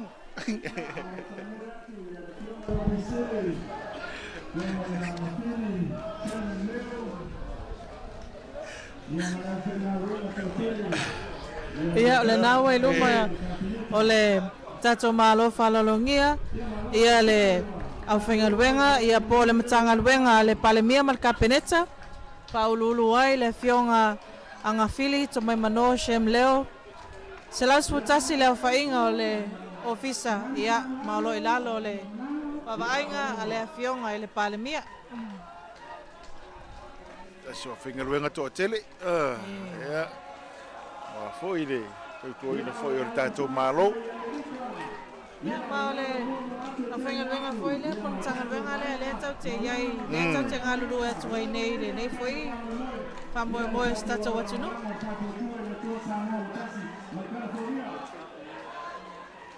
ia ole vaena foi le mai Missouri o lo lua atu ia ele vaena ona stone kitchen lalo ya tapo i west wa America Missouri ia la lamo ia tato pa te le tu Samoa ia vai tau atu pe o tatou au savali ia ua whae o mai ai ia o au lango ale whātua i le TAUSAGA le fast mai e tunu i whafo i te whanako Amerika lea i ona sitete ese lea ngai mai ai ia nisi o au savali lea o lo anga i mai Anaya foi ma mataina foi tau pati mai o nei tamali ma tatou e ui lava ina au mau ma papa au ia tuno ma mau ia ale nei lava ua afifio mai lava tali le wala ia ma whaali foi le lato lango ma le whaalo alo. I le ono se furu whātau sanga o le tātou Mālō Tuto'Atasi. Mai tau watu nawa o watu luma ia le paenga mai Amerika. Wai loa lawa i fua o New Zealand ia nā nawa i Aukilani nawa o watu ia. So mai ai ia le vaenga lea mai Christchurch.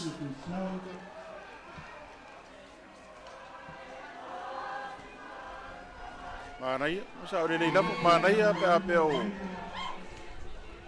O la tu malu fo le tunu o papa au ya tunu o au mawai tau tu ai ma le ngata fo ile e ka le sia ia me se fo i ole tau tu ai na fo o tunu o ngalu ruema au mawai ia ole au nga fo to yo mai le tatou Sisiina fo nei.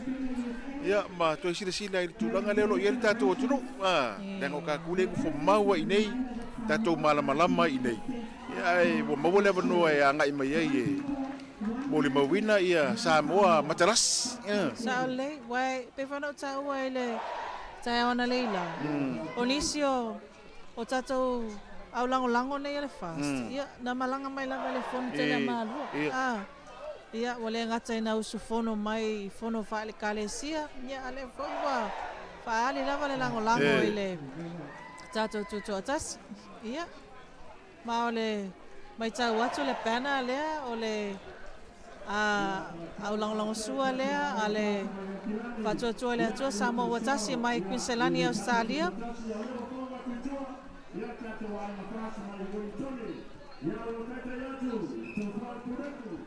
ia wasa o foi le fa muli le vaenga le seu tau le leila va vai eu mai fatasi ia la to i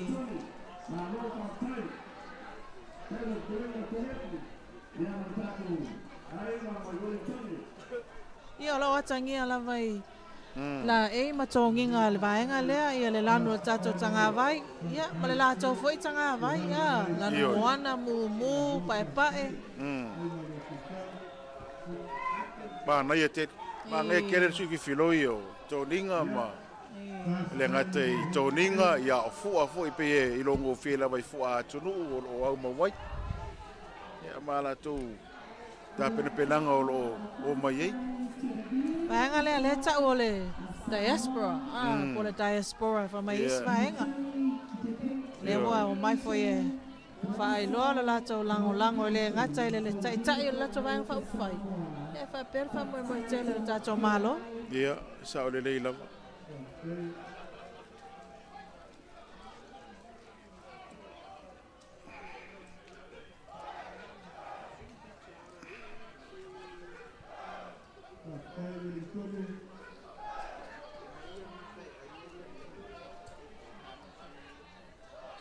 Ua ta ua foi le nei fa moe ia ua toe o mai ai ia nisi foi ua fesile valeva o toe asia mai nei tatou ainga pe ona e ta o nisi na o mai e fontanga i malua ia ua manatu le a fa awa i loa ona au mawai peisa mo nei se o mai le Tuto'Atasi ia ona foi le ma se tala le lei ma se tala manai o le tulanga lo ia sa mo nei ia ma le tatou Tuto'Atasi pe ona iai sa ole pe ona ta ua na ole la tu au mai le ngato le fai ora la tu sao ia ai si ola tu mori mawina ia Samoa nei lango Samoa ia tu la no foi la tu mau wai o ka kuri nei Samoa ia le wo mai tiro va vai tali tonu lo mana ia ia la tu tau pe au mai ia mai ta watu seu ole wa lama fai o lama tatou solo tatou savali falo alo le nei aso le aso mua le ono su fata sanga le tatou Mālō Tuto'Atasi ia ma lewa tau lunga ele au lango ale vaenga fa upu fai ele fatu ele atua Samoa Watasi mai ta watu i ta luma le tau fa mai atu lava le solo mai Australia tina matamama tutua o le talavou ia ma lau vaenga la iti foi e mai tai watu pe o le ia sui le au apoliki au vaenga ia le au tangata nu umoni ia Australia. Ko le au native ia le tunu leo Australia. Queensland, my Canberra, my Perth.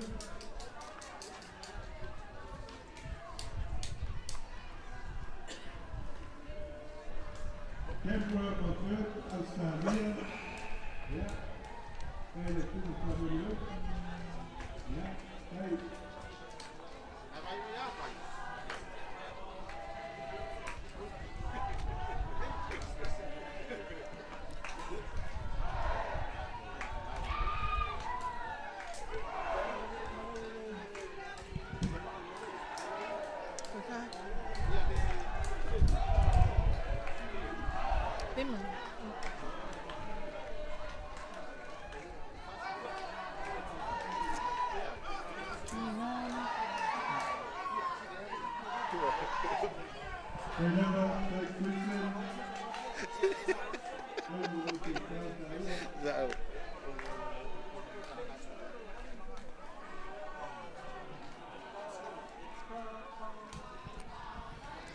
Ia, le nā wai luma tonu lava o Mālō whālolongia ia le au lango mai Queensland Australia.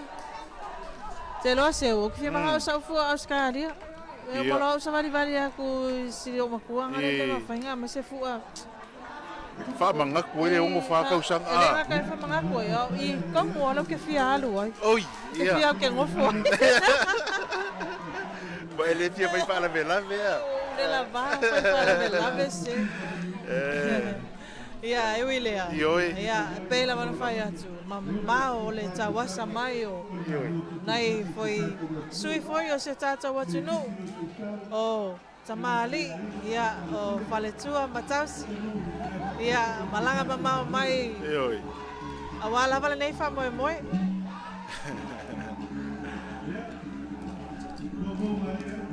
Ia, le nā lawa. La talata atu I luma le vaenga nā mai. Le vaenga le apoliki. E vai le makauki ora mea moi e ka koko kasi a ma le o mai o le au apoliki e fai fale la tau sau.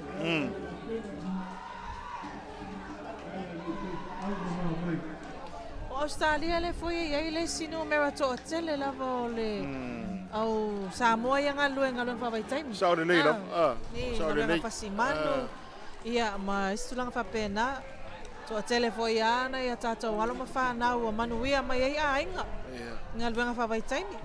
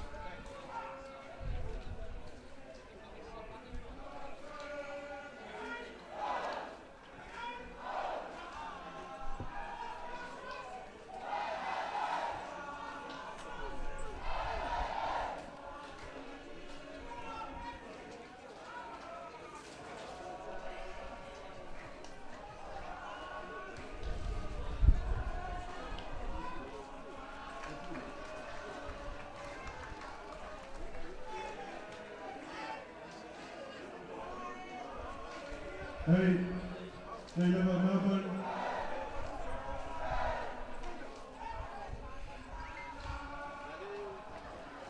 E oro tau wha mai atu pēr lava ia. Whaaloaloga ia ma le whaaloalo fo ia le tātou au langolango a le fast mai Australia e pei ona iai.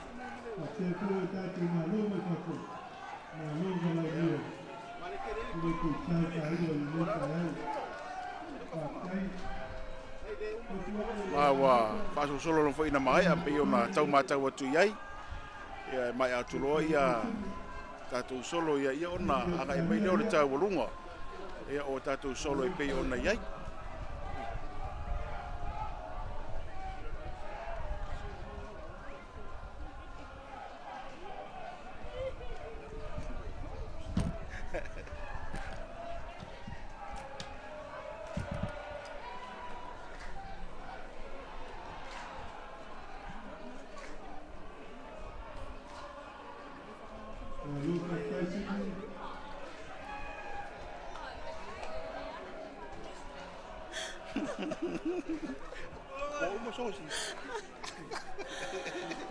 Ole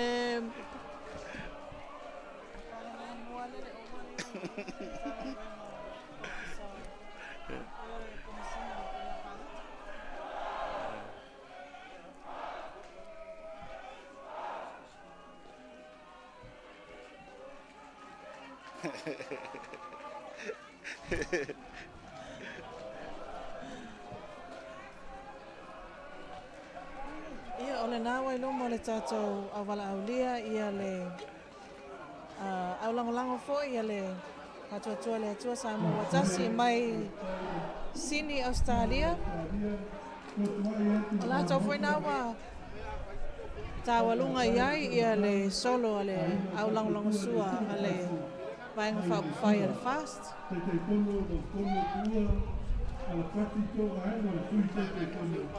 Misa Roni o Pailo Kusi Pele Poa, o Tui Pailo Kusi, o Mia Samuelo o Te Tupe, Moana Misa Semu o Tui Te Tupe, o Tanoi, o Te Ita Tanoi. O Paina o le Tagāvai Piti Te Tume i le Selau, o Te Tele, o Te Tole Pamatai, ia mai mātanga na inga whakatua i le tuatasi mai Sisiina.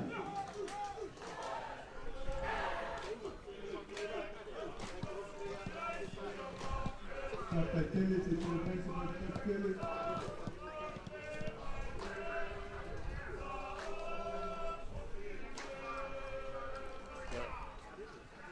O tua wha mai atu ia sa wadi wha alo tātou au sa potas uma sa ngai mai tunu uma mau.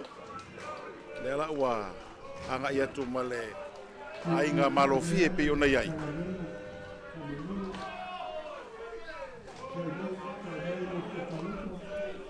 Ia o luma o tā uala ma le tā laulau le ua o mai ai le asosio Mālō fie.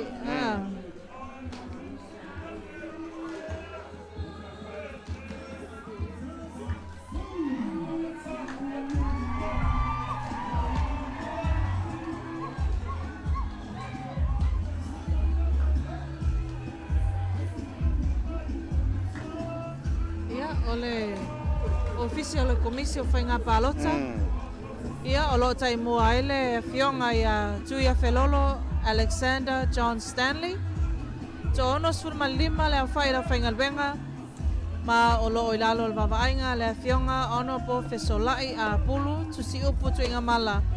Ia ma le minista langolango le fionga Sala Paulo Tualapoto. Ia o le tātou mtanga luenga lea po le ofisa lea e tū tono mai ainu mai il malai a le wamuri muli a. Ia, mea fwoi nai tu e tawalunga e la tau ma le ainga Mālō fie ia le solo fwoi le nei pa moe moe. Ia, ina ua tātou iai le tawalunga ina o solo whaalo alo. Ia, nā pe ua whai mai le tawalunga ia po le so saanga fwoi a le fionga il palemia ia malana au lango fwoi. Whaali ai fwoi ia le tali Mālō ale na fionga le pale mia. Malana vaanga fa upu fai. Ia i ona sui lango mai atu no mamau.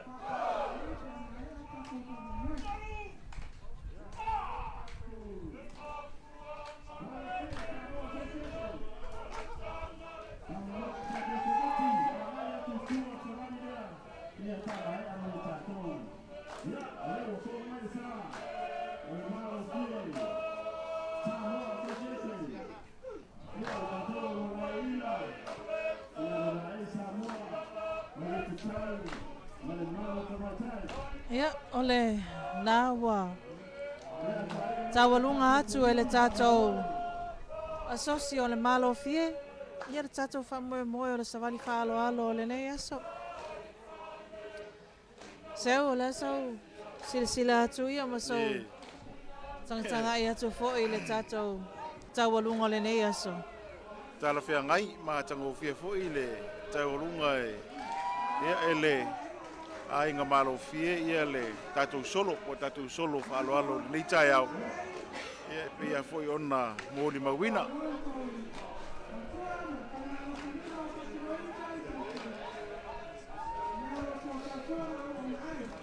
Le Mālō fie mai Amerika Samoa ia whapea fo i tatou nei Samoa.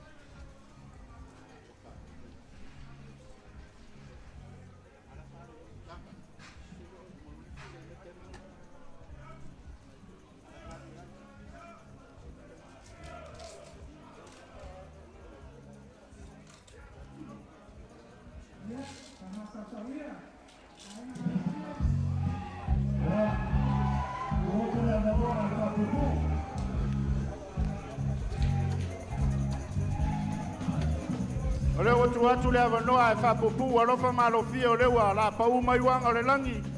Ia isi tātou vaenga o le porkalame. Ia isi e whamai e.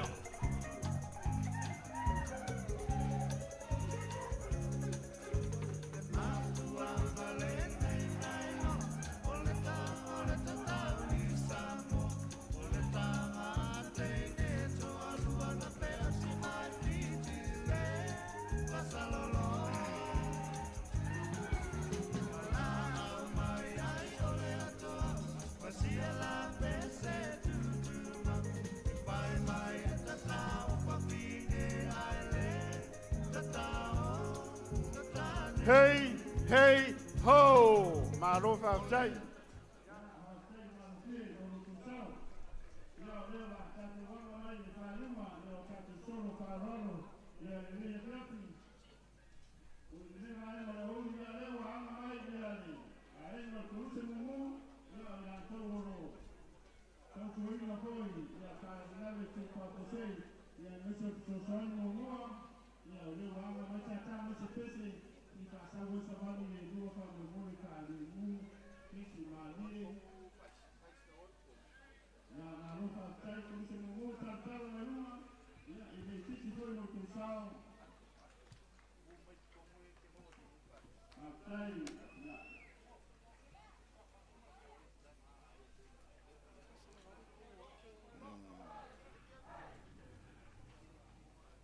O le taulunga le na o le whangasolonga o le tātou whamoe moe fwe pei ona iai. Le ua agai aturoa ma le kolu se mumu ia ma wha mai atu ia e le solo o le Samoa komiti autu ia o le te penaina o le TATOU Tuto'Atasi ona se TAUSAGA ia o le Mālō Tuto'Atasi pei ona iai ia sio tātou atuno. Ua angatu ia i le vaenga tonu o le wapea ona e ai le fionga i le au malu le malo ma le masiofo e masifo ia o le mamalu tātou malo wala aulia.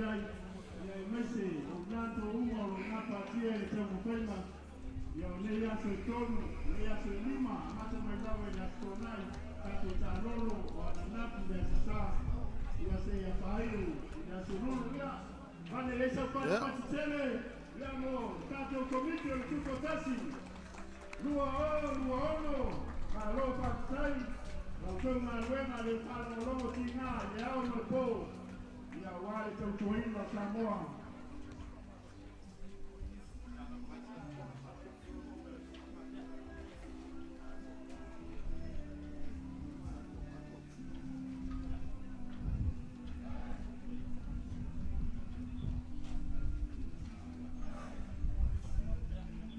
Ya whaftai, tātou komiti, ia aitoe a ngai mai noa e whāwau, ia tātou Māluenga makaenga tutoi, o le tātou pōkalame nā lo lama whaftai, ia o leho tātou toai mai i le seoi, ia o le tātou pōkalame i nei tāau. Ia, e peo, mōto lea, tātou tātou whao mase nei tāau, ia o no so whāwau, o tātou tumu, lea hapi, Sisiina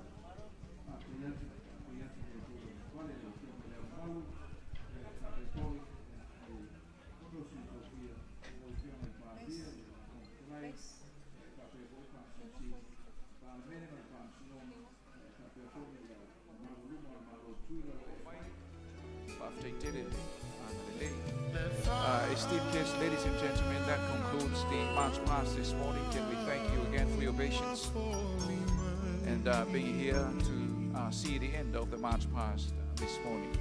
The next program is our lunch, which will begin at 12 o'clock. Yeah, then that is to be followed by the traditional performances to commence at this Malai at 1:30. Ya le malo a fio mai se mai o tātou sa se e atu o tātou malo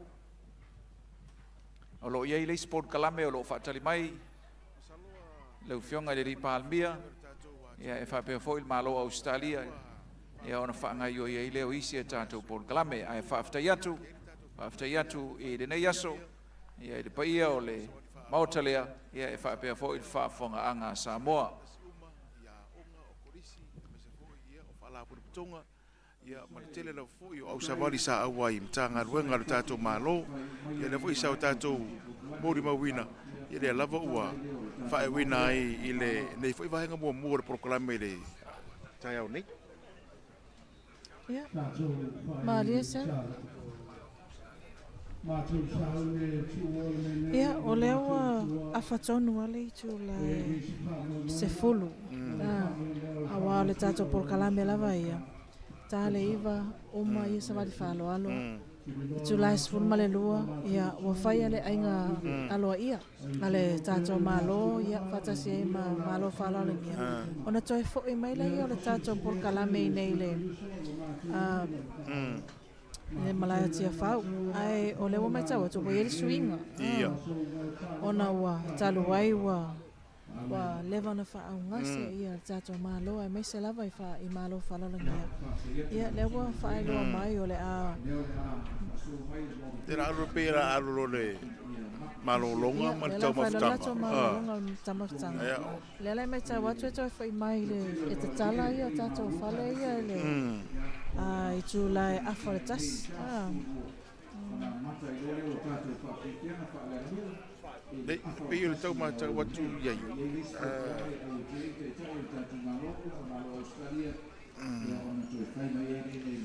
o le tulanga na le tulanga na le fala ngolongo tia ia meridiana ro no winga o le ta o le afortasi de la tuite ri mai mo fa fianga ia fa le nga lu ma fa ia ma prokolame le pe ona fa tulanga na no fisu ia la o tai ia le tu mo la fa nga solongo prokolame pe ona yai ai fa ftai atu le mai mo tatou tulu mai foi tai on le lai tau mo nei temi o le tai au ia mo fa mo ia o a felo i se temi o iluma e fa o tu e tatou fa sala tu sa o mai le malai le nei tia fa seu ia o le wa mai a tu tatou savali ai o le wa fa au le mai pito le tai masalo le timu le o sa o le stoina o wanga fa manianga le le se ito e tau te tafi ma fa su mai lau ele ona wa pefu wa saule savili ma mai le pefu ia masalo ona nei se se tatou le ama wale fa mai le mai mata